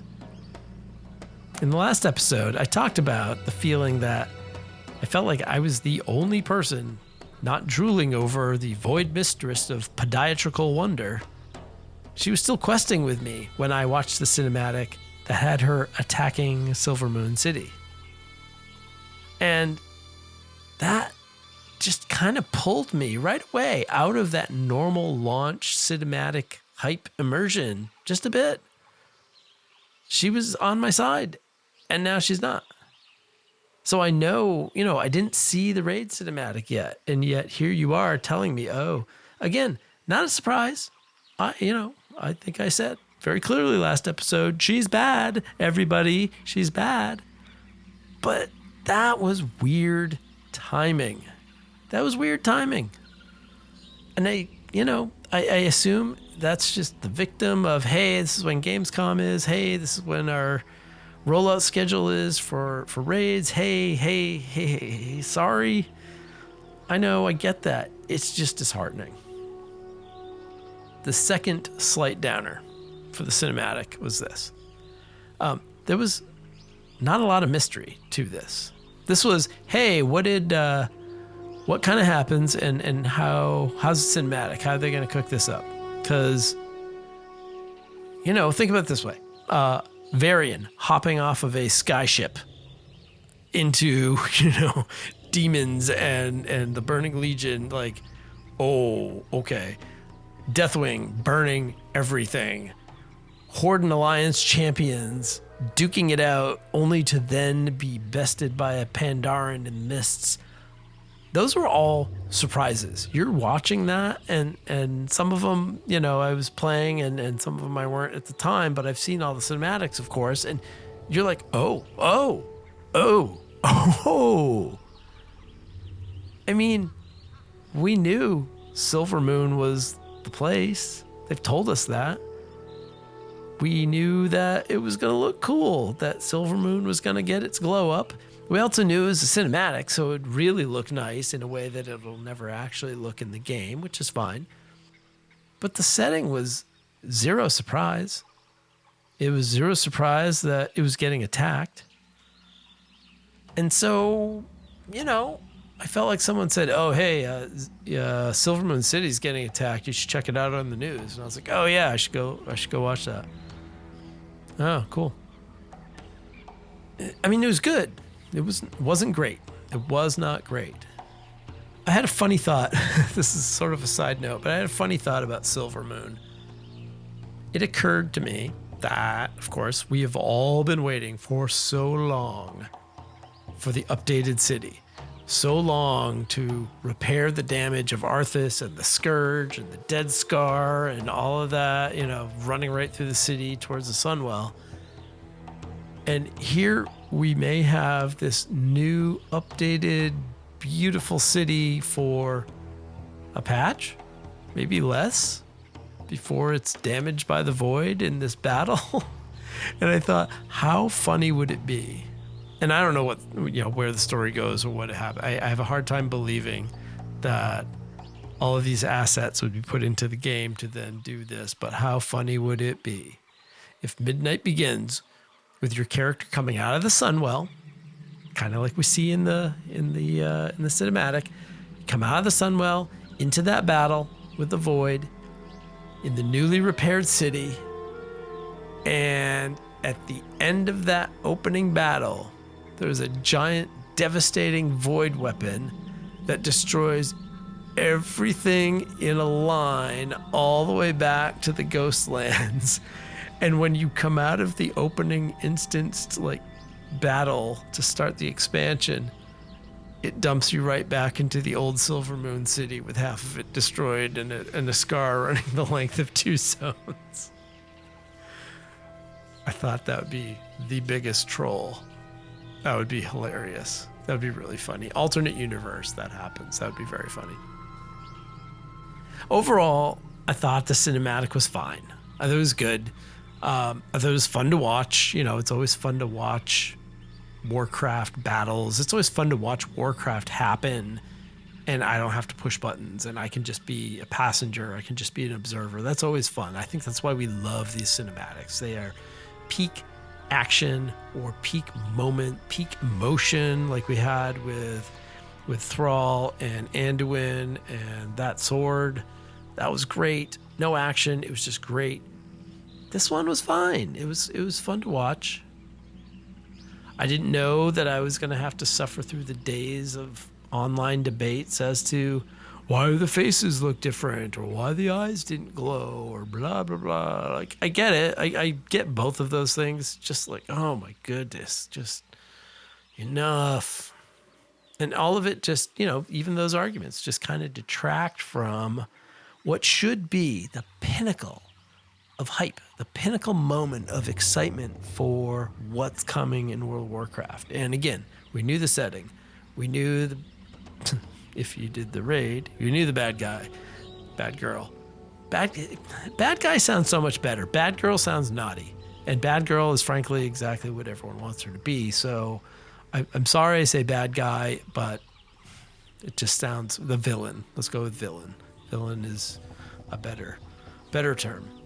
Anyway, it was fine. It was fine. It was good, but it was not as good as it could have been. Okay, let's get back to the kerfluffle from the cinematic. Over the next couple days of Gamescom, Blizzard had panels. They had interviews with content people like Mr. GM and Talius and Nevitel. And others, I don't know others. There were other interviews with written journalists. I was going to say traditional journalists. I don't know. For websites and things like that. Not video interviews, but just interviews for information. A lot of different sources of information. And what the hell happened? So I did watch one of the panels. I thought, because, again, I was busy at work. I couldn't watch everything. I'm like, I'm just going to watch the videos later. It'll be great. Can't wait.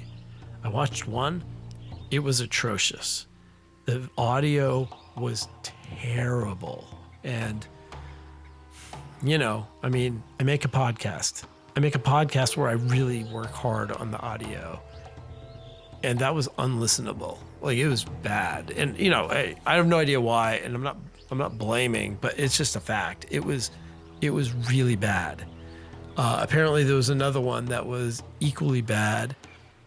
I think both of the videos have actually been pulled. So I didn't see the other one. There was confusion about the features. There was confusion about which thing was true. Somebody said something else. There were remember the couple days when everyone thought transmog was free? What? Nope, it's not. It's different, but wow. Okay. All of these things were why I just tuned out. I just tuned out. I had work, I had school, I had stuff, so much on my plate. And Blizzard couldn't get its crap straight for weeks. It wasn't even like, oh, by Friday we're good. Or Saturday we'll put out, Gamescom, we had a few slips, but here is everything that's coming at midnight. Here's the information. That post didn't come out until September 2nd. That's like 2 weeks later. And so all of that just took away my excitement. I could not put my brain into this. I did not have the time to sift through, well, what did Mr. GM's interview say? Well, what did Taliesin and Evitel say? And was it different? And was that? And where's this? And I did not have time to do all that. And frankly, every week, people's podcasts would come out, like The Starting Zone, like Blizzard Watch, like all these news shows, and they'd be like, well, here's what changed, here's what's different, here's what got corrected. And I'm like, oh my God, just tell me the information. So once again, if this should not be your news source for WoW News. It is not timely and regular, but I think we're at a point where, yes, we finally have the information, but that really put a damper on the hype train. At that moment where you're supposed to be as excited as you possibly can, and things lull until we get to pre-patch, but I don't know. There's a lot of missteps here in this rollout, and that's just kind of too bad. So I don't want to go through everything in the in Midnight. You've probably heard it somewhere else, or you've read it. If you wanted to, you can read Blizzard's post. Essentially, it's a single post that has numerous topics that you click the link and branch off into all these different topics. I'll include the main link in the show notes. But I do want to just kind of walk through some of the highlights, comment on some of the things that I think are interesting, give you my thoughts. So a little bit more opinion than, I guess, news in this way. Of course, you know by now that in Midnight, Xal'atath is the big villain that she was always intended to be. Sorry if you're just finding out now. Spoilers. Caution. Avoid contamination. It sounds like we will step right out of the Sunwell and take up the battle as we saw it in the cinematic when the characters start the expansion. Silvermoon City is going to become a hub city, making room, all those repairs. We've got some new room now, so making room for both factions while retaining a fair amount of it for Horde control. So there's still going to be Horde parts, but there's also going to be like, Alliance, you can go over here. So that'll be interesting. You can imagine all the controversy over that until it was clarified. Wait, what? You're going to have Alliance and this is terrible, this is horrible, how much? People are putting out maps about how much of Silvermoon City might have the Alliance and might be for, like, holy cow. Just put out the good information and you won't have all of this. Well, you still will. It'll just be about something else, I guess. Leveling cap, of course, bumps up to 90, level 90 again. That leveling will occur in sort of 4 new zones. Really, it's 2 new zones and 2 updated, repurposed zones. The first not quite new zone is Eversong Woods. And I believe when it launched, it was called Quel'Thalas. And the official blog post now has it as Eversong Woods. Essentially, the new Eversong Woods is going to combine the current zone, Eversong Woods, with what is currently called the Ghostlands. So those 2 mashed up into one. And I have to say, I'm really going to miss the Ghostlands. I really am. I'm slightly scared for whatever the new combined zone is. I'm sure it's going to look great. And, like I said, we have wanted flying in this area north of the Plaguelands forever. But I do find myself hoping that there is Azura Dormi to let me back in time every now and then to go visit the old zones that I just love so much coming back to. The second reimagined zone is Zul-Aman, which is currently a 6-boss dungeon on the eastern side of the Ghostlands. And that's where that Alliance flight point is that we rode in on just a little while ago. The Zul-Aman dungeon, as it is currently, is from Cataclysm. And, in case you're wondering, it has no mounts on offer, just transmog appearances, of which I seem to be missing many. So once I get this edited, or maybe while I'm editing, I don't know. That's too hard. Anyway, I got to get in there and I want to collect all of that stuff before the change. Not that you won't be able to get back to it, but I'd like to do that, knock that off the list. Zul-Aman is going to become an expanded zone. Like, instead of just a dungeon, and if you've been to there, it's a large area for a dungeon, an open area, open space. That's going to become a zone. And that's going to be to better tell the tales of the Amani trolls. And that's exciting. I'm looking forward to that. Harandar is the first new zone, and I cannot wait for this. This is going to be excellent as well. The Haranir make their home around the roots of world trees, and this is the zone that is essentially going to tell their tale. According to the blog, they serve as the ancient guardians of the rootways for the world trees. So that's super interesting. And of course, the Haranir will be an allied race that is available as you move through the level up questing in Midnight.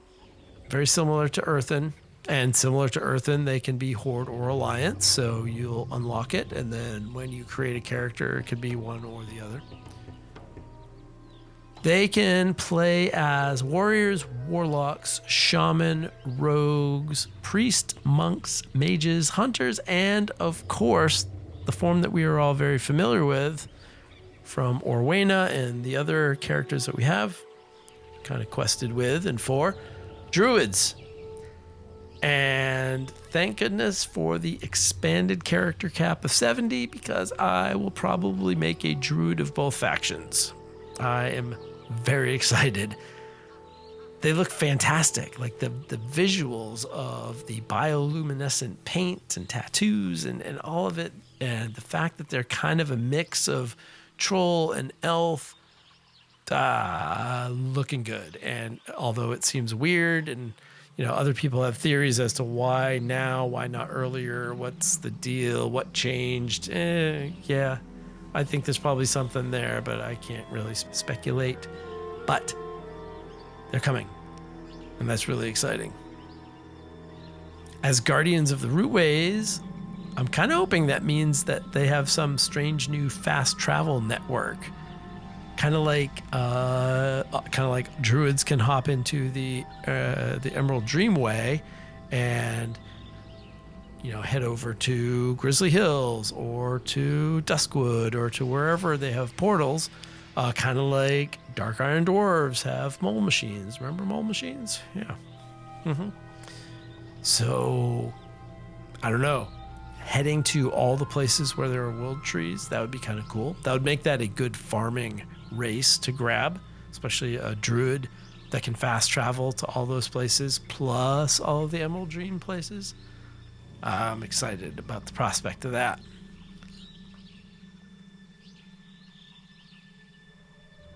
And I'm really looking forward to more of that Haranir story as well. That was really only, sort of teased in the War Within. The second new zone and the fourth, overall zone of Midnight leveling is called Voidstorm. Apparently it is the home base of Xalatath. We're gonna head there and bring the battle to her, because she's the villain again. Lots of voidy stuff. Should be visually super impressive. Looking forward to that as well. In the area of characters, We are also getting the third spec for Demon Hunters, the Devourer. And Void Elves will now also be able to become Demon Hunters.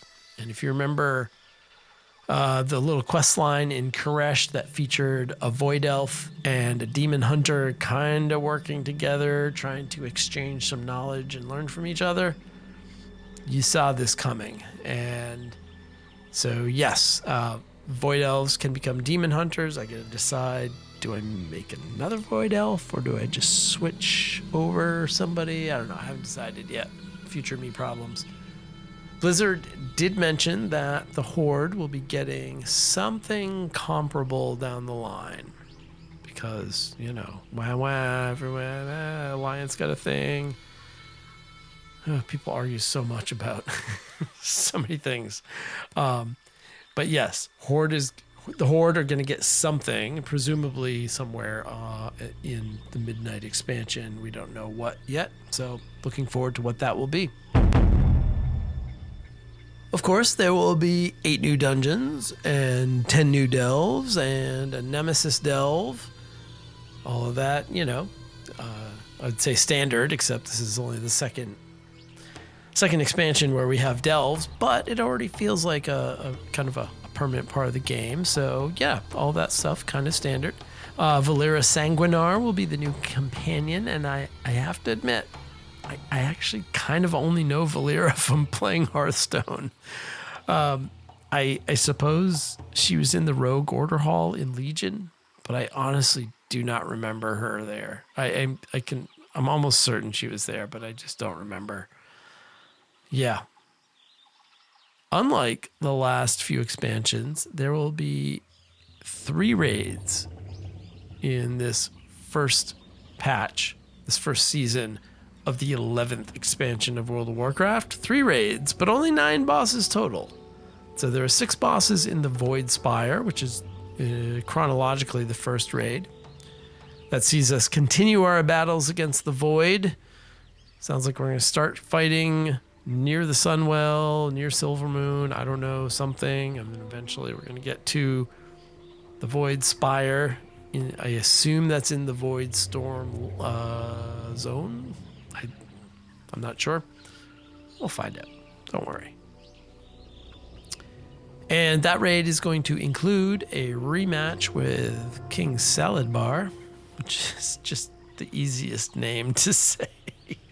King Saladar, which, you know, ask me everything I know about King Saladar. I'll tell you. His name sounds like salad bar. That's it, because I haven't seen the raid, because I don't have #follower raids yet. We'll talk about raids in a minute. The Dream Rift is the second raid, and it features a single boss, and I do not believe that we know who that boss is. So that's interesting and mysterious, and maybe it's Alatath, and maybe it isn't. We don't know. And third one is the March on Keldanas, and that features the United Elven Army battling at the Sunwell Plateau. So back in the Eastern Kingdoms. And there we go. Oddly, they're just not making me happy here. Oddly, only 2 of the raids feature story mode, with, strangely, the one boss Dream Rift raid getting left out. I'm not really sure why you can't turn a one boss raid into a one boss story mode raid. I honestly thought that would be the easiest one. This one is literally baffling to me. I don't know. I don't understand. I hope there's a good reason for that. So, all right, onwards. The prey system. That seems like a very cool addition to the outdoor world. It's a chosen challenge. It's optional. You can opt into this. You do not need to. It comes in 3 difficulties: normal, hard, and nightmare. It's a system that will only reward cosmetics. So this is not a path to player power. You're not going to be forced into this. That said, it will count as an outdoor activity for your Great Vault options. So that's going to give you more diverse ways to engage with that weekly Great Vault system. the outdoor content that you can currently do. What is it? Community events and maybe World Boss. I'm not actually sure. And of course, delves. Well, now you're adding the prey system to that as well. Sounds like fun gameplay. You choose a target. Your target is out there for you to hunt down. Apparently, maybe sometimes, maybe all the time, I'm not sure. It will potentially find you. Potentially not at the most ideal moment. Maybe you're fighting something else in the outdoor world. You're doing a world quest or something. Or, ooh, this just happened to me. Where was I? In a delve. And when you hit the little bonus thing that is the puzzle, I'm like, oh, cool. They finally changed the puzzle, so it's not just move one piece and you get the thing. So I moving the things.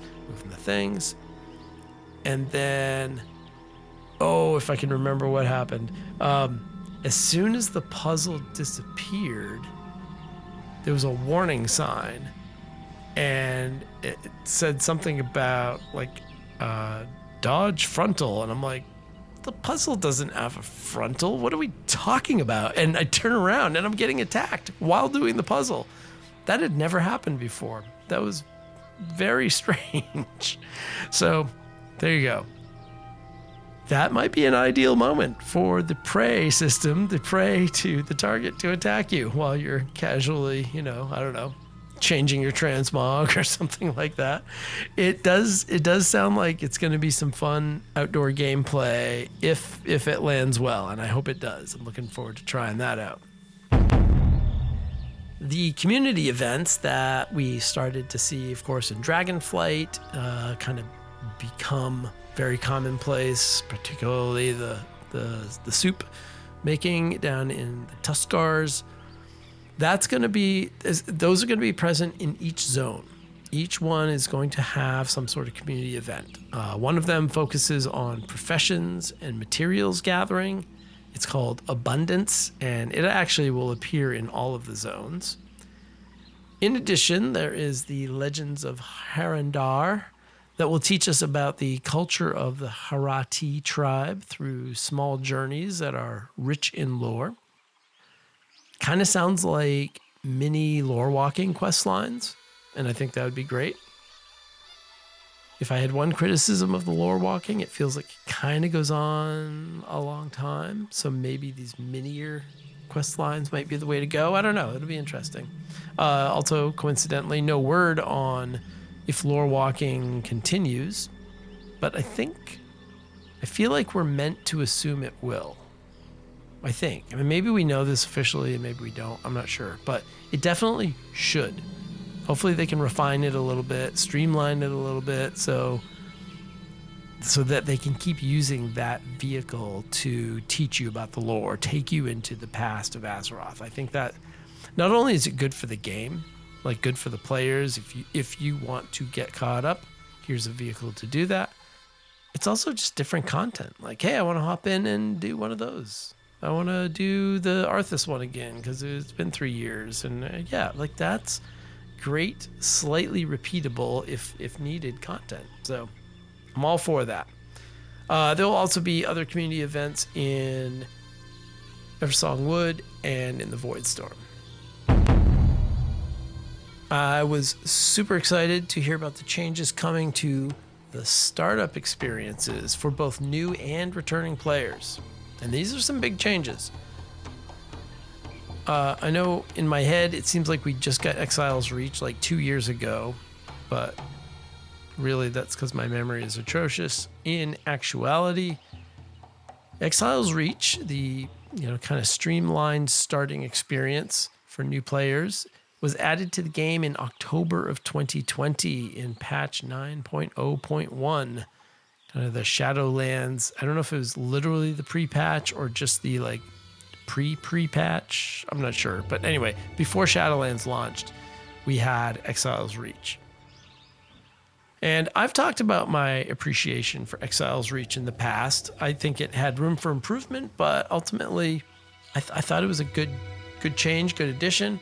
So, I'm looking forward to the update. That said, it sounds like Exile's Reach itself isn't changing much. The developer notes say that it will now flow directly into the story of Dragonflight. So as soon as you go through that experience, instead of kill the ogre leader thing, whatever it is at the end, spoilers. Warning! There's a big boss at the end of Exile's Reach. As soon as you kill that boss, you hop on the Griffin and it magically flies you back to, whatever your starting capital is. I guess it's a Griffin if you're in the Alliance. I think it's one of the whatchamacallits. I don't even remember, the bat things or something if you're on the Horde. Instead, they're not just going to dump you and say, hey, welcome to the big city, go do stuff. It's going to take you and flow you right into the story of Dragonflight. And in Dragonflight, you're going to be able to level all the way up to level 70. So from 10, presumably when you finish Exile's Reach, until 70. And this was slightly unclear. It looks like level 70 inside of Dragonflight and the start of the War Within. That's the way one thing was worded. Another thing said something slightly different. And that's kind of the next point, is that they're adding a War Within playthrough mechanic where characters can level from 70 to 80 in a complete pared down experience that takes you from the Isle of Dorn, kind of the opening action, all the way to Koresh, including the cinematics, including the major story beats, but pared down so that you're just leveling the whole time through, presumably at a relatively quick pace, because, once this arrives, 80 won't be the cap. 80 will get you to the starting, of current content. 80 to 90 will be the new leveling experience. So I like the combination. I like that it, and again, this makes sense because we're now into the trilogy. And if you want new players or even returning players to make any sense of what's coming in Midnight, they kind of need some War Within. And so, sure, cherry pick the important stuff, let a character go from 70 to 80, and get them to what will then be current content. I think that's a good change.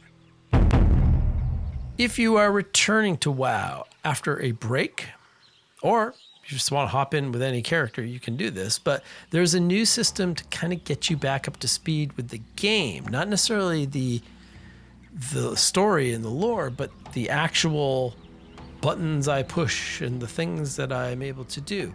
You're going to be able to run through a scenario which takes you to the Arathi Highlands, where you're going to help either Jaina or Thrall in a quest line that's basically designed to refamiliarize you with your class, with your race, along with teaching you some of the basics of WoW, like skywriting and how to use interrupts.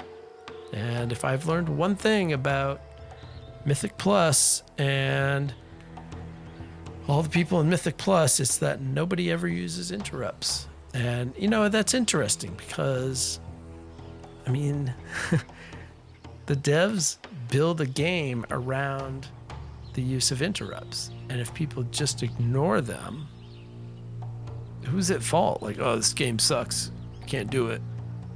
Because you're not using the tools. So I appreciate that. And use your interrupts. And Blizzard's going to teach you how. I think that's great.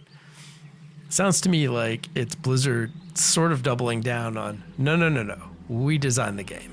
You don't get to just not use interrupts and then bully us into making a game that doesn't require interrupts. Here's how you use them. That's how I take that as a neutral outside observer of the end game pillar content. Use your interrupts. We'll show you how. So I think each of these seem worth checking out. These are all features that I have various levels of excitement for, but I do have excitement for all of them. I think, I'm still waiting for, I think a lot of us are still waiting for some new racial starting zones. Felt like there might be some momentum towards those.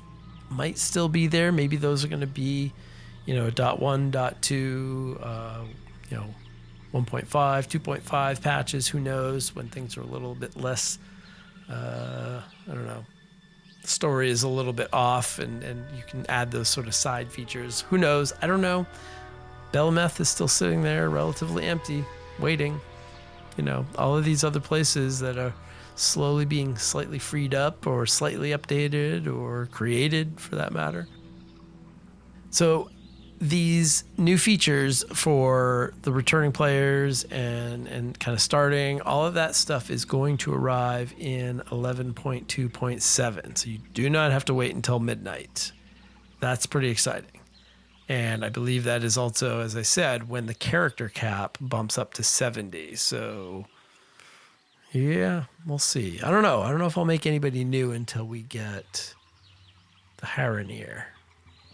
But if I have empty character slots, it's like a giant magnet pulling me.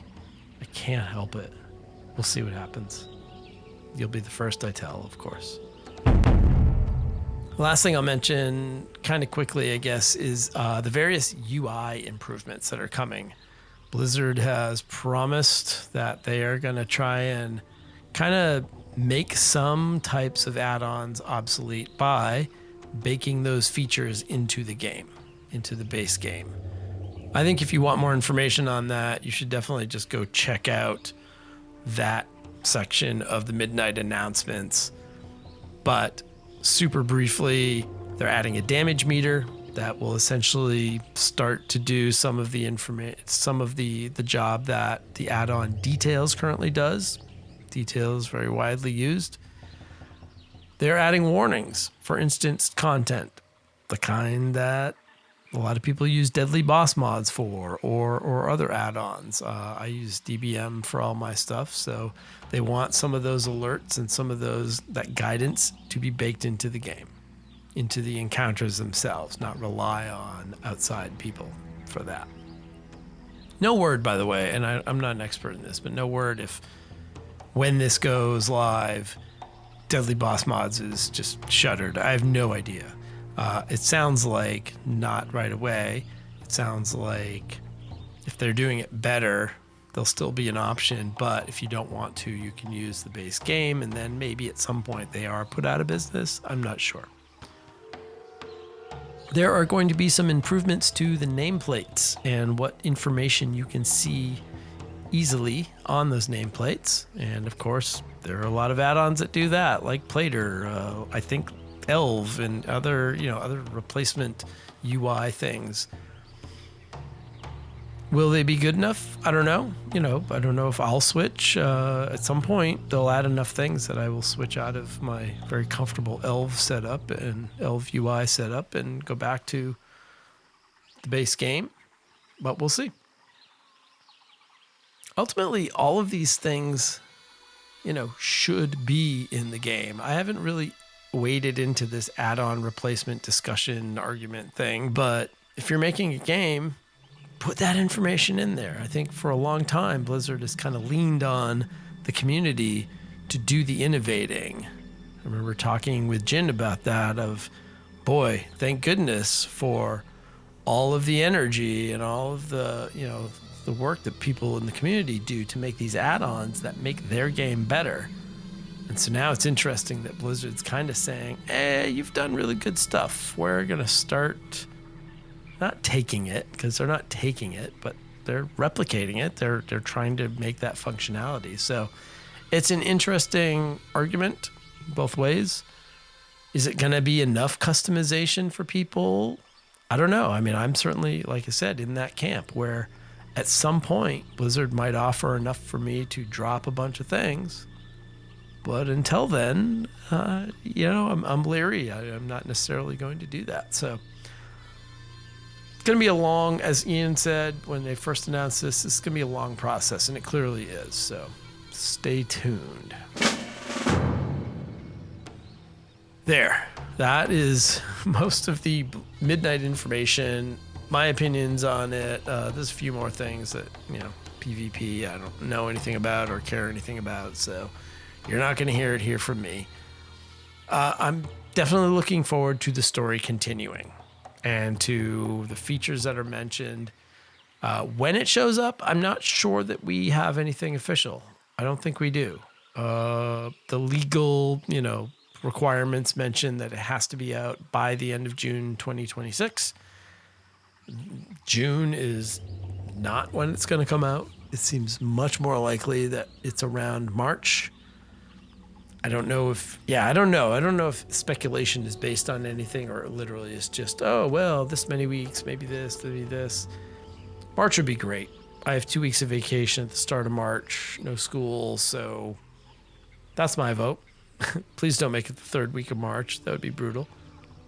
But I'm looking forward to it. And, ultimately, the rollout, the launch, the cinematic, that is one moment in that hype train and sort of the progression. All that will be kind of forgiven if Blizzard can nail just a lot of that stuff that they're promising here, a lot of the features I just mentioned. That would go a long way towards just putting that in the rearview mirror. Ultimately, hey, if the game's good, people are going to be on board. I'm going to be on board. We can stop arguing about what Blood Elves should look like in the cinematic and we can just go play. That'll be good. And actually, as kind of a postscript to all that, this whole episode, not the podcast, this whole launch debacle-y thing gets at an interesting part of this podcast job. At the heart of it, I'm here providing free marketing to Blizzard, right? I'm talking about their game. I'm not charging them. They're not paying me. There's no, I'm doing this to them for free.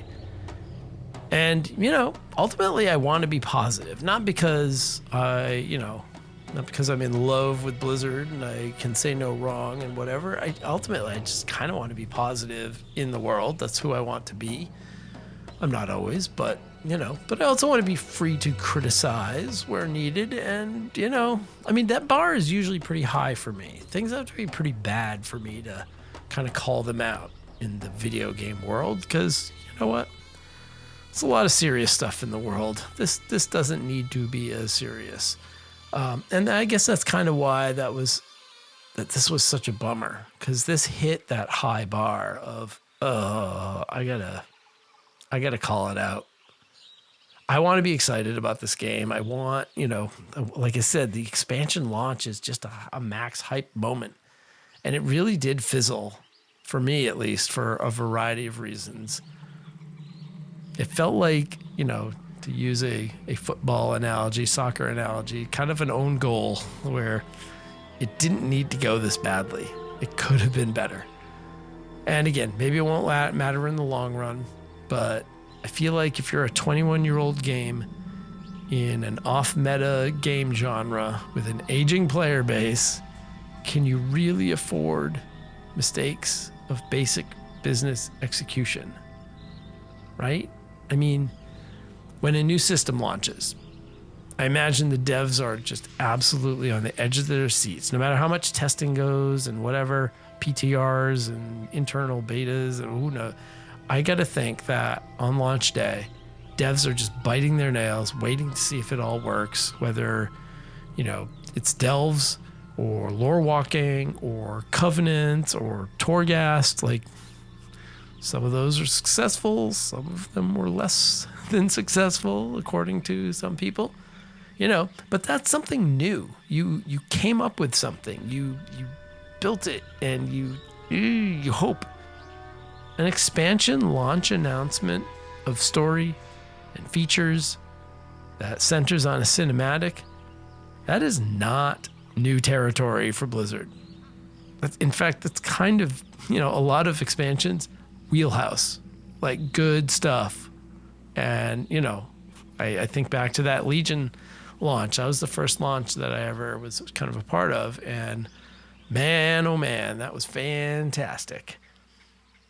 And who knows why? Layoffs, cost cutting, outsourcing, relying on Gamescom, which, Gamescom is not their event. They were very much at the mercy of opening night live and the structure and everything else that followed. I mean, why did they not have great audio at those events? I don't know. Did they hire a crappy production company? Was it Gamescom's problem? Was it, I don't know.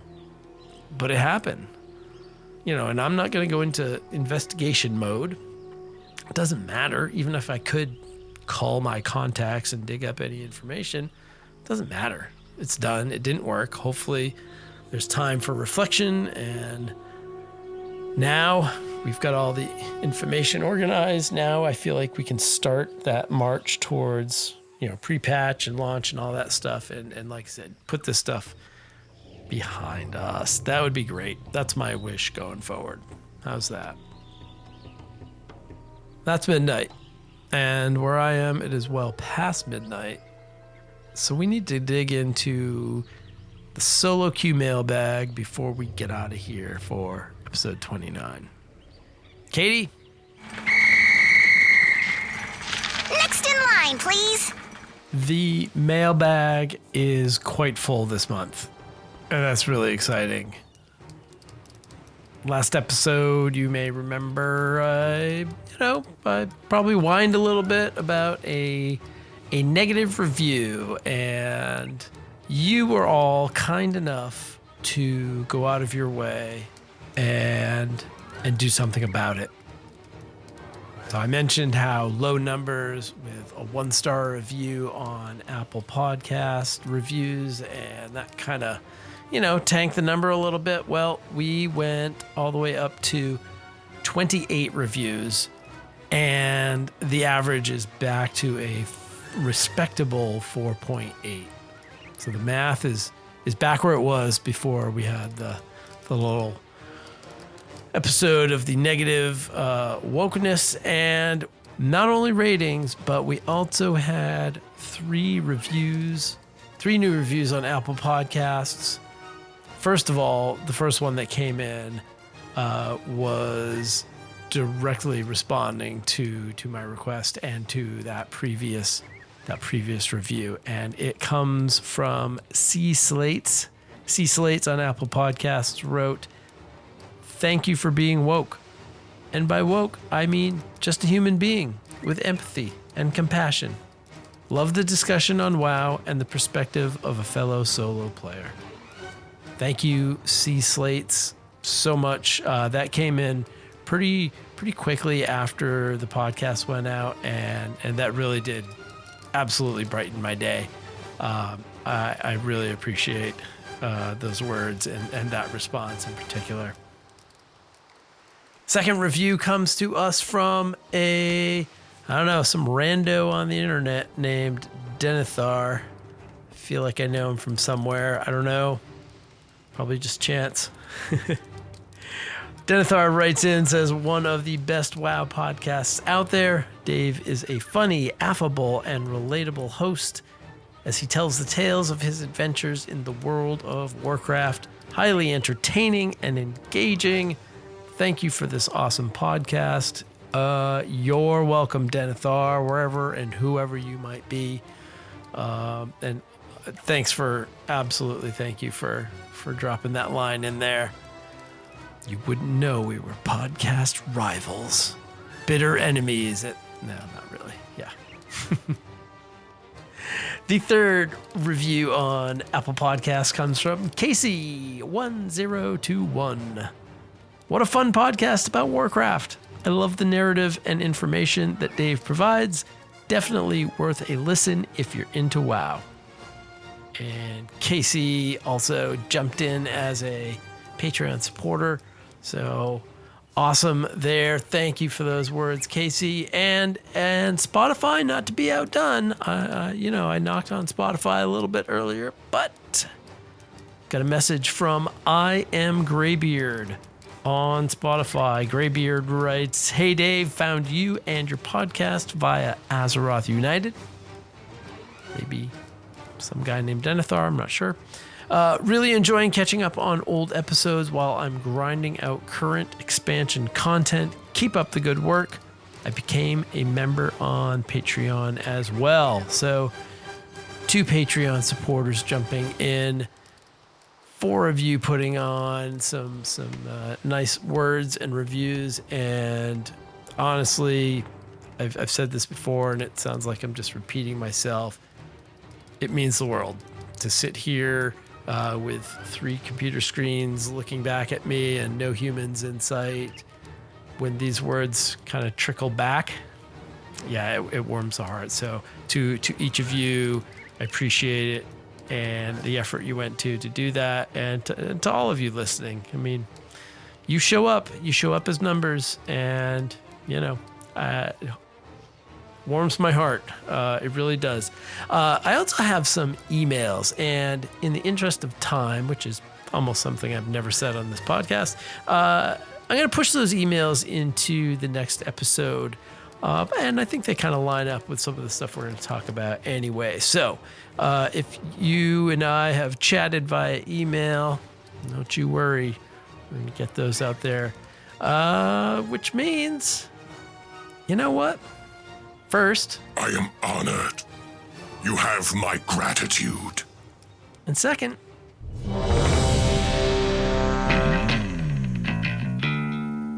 looks like our time is up for episode 29. I have some fun research to dive into for the next episode. Barring crises or misfortunes, I think the next episode of Solo Queue is going to explore my Warcraft family. Yes, even as a solo player, I do have some people out there, and I want to introduce them to you. Remember, all the music and the sounds that you hear in this show are the work of the amazing people at Blizzard. Hashtag don't play muted. The music taking us out is the song Ogre by my friends in the doom metal band Ogre. I want to thank everyone that made this episode possible. My lovely and supportive wife and the good folks over at Podbean who host Solo Queue. Big thank you to contributing Patreon supporters. These ranks are growing. My goodness. Andrew, Righteous Bandy, That Sky Guy, Sin, Snake of Voldoon, John, Scott, Jeru, and our 2 newest members of the solo crew, Raven and Graybeard. Thank you so much. They support the show at patreon.com/soloquewow. SOLOQUEUEWOW. That money goes into hosting the show and equipment costs. And as I mentioned, I got to figure out some storage stuff coming up. We're getting big enough that I've got to do some stuff. So it means a lot to have a little bit of a helping hand with that. And I also want to thank all the free members: Max, Eddie and Bear, Friends of Wumpus, Sean, Kuro, Aranar, Aiden Nakran, Guardian Sandy. I really want Guardian Sandy to be a Guardian Druid. I really hope that's true. Guardian Sandy, let me know. I'm so curious. Alice, Dawn, and a couple of recent additions. Camille. Camille. Kamil. You're going to have to reach out to me to let me know how to say your name, because I don't want to call you Camel, the animal, if you're not a camel. But Camille sounds very specific, so let me know. And Casey, I mentioned earlier, who dropped a review on there. Also, I want to thank all of them for their support. That's amazing. You can subscribe to the podcast at your podcast feed of choice.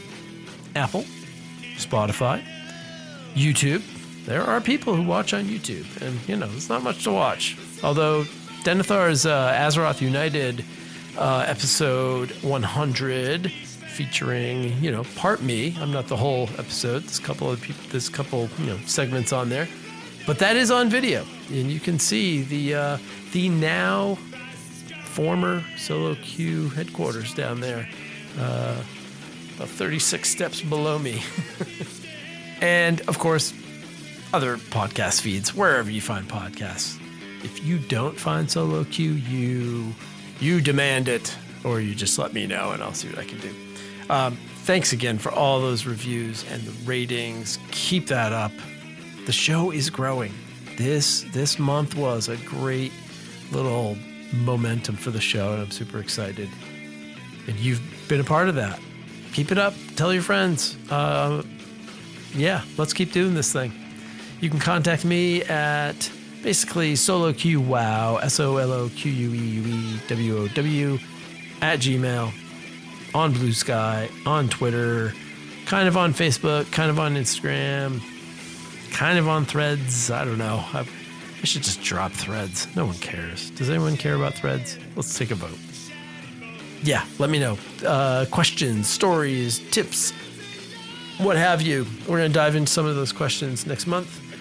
Hey, enjoy whatever you are up to in WoW right now, whether it's M+, LFR, AOTC, PvP, or classic MOP, whatever you're doing, whatever letters you're up to. Enjoy. We can talk about all of it the next time we hop into the solo queue. I'll see you out there.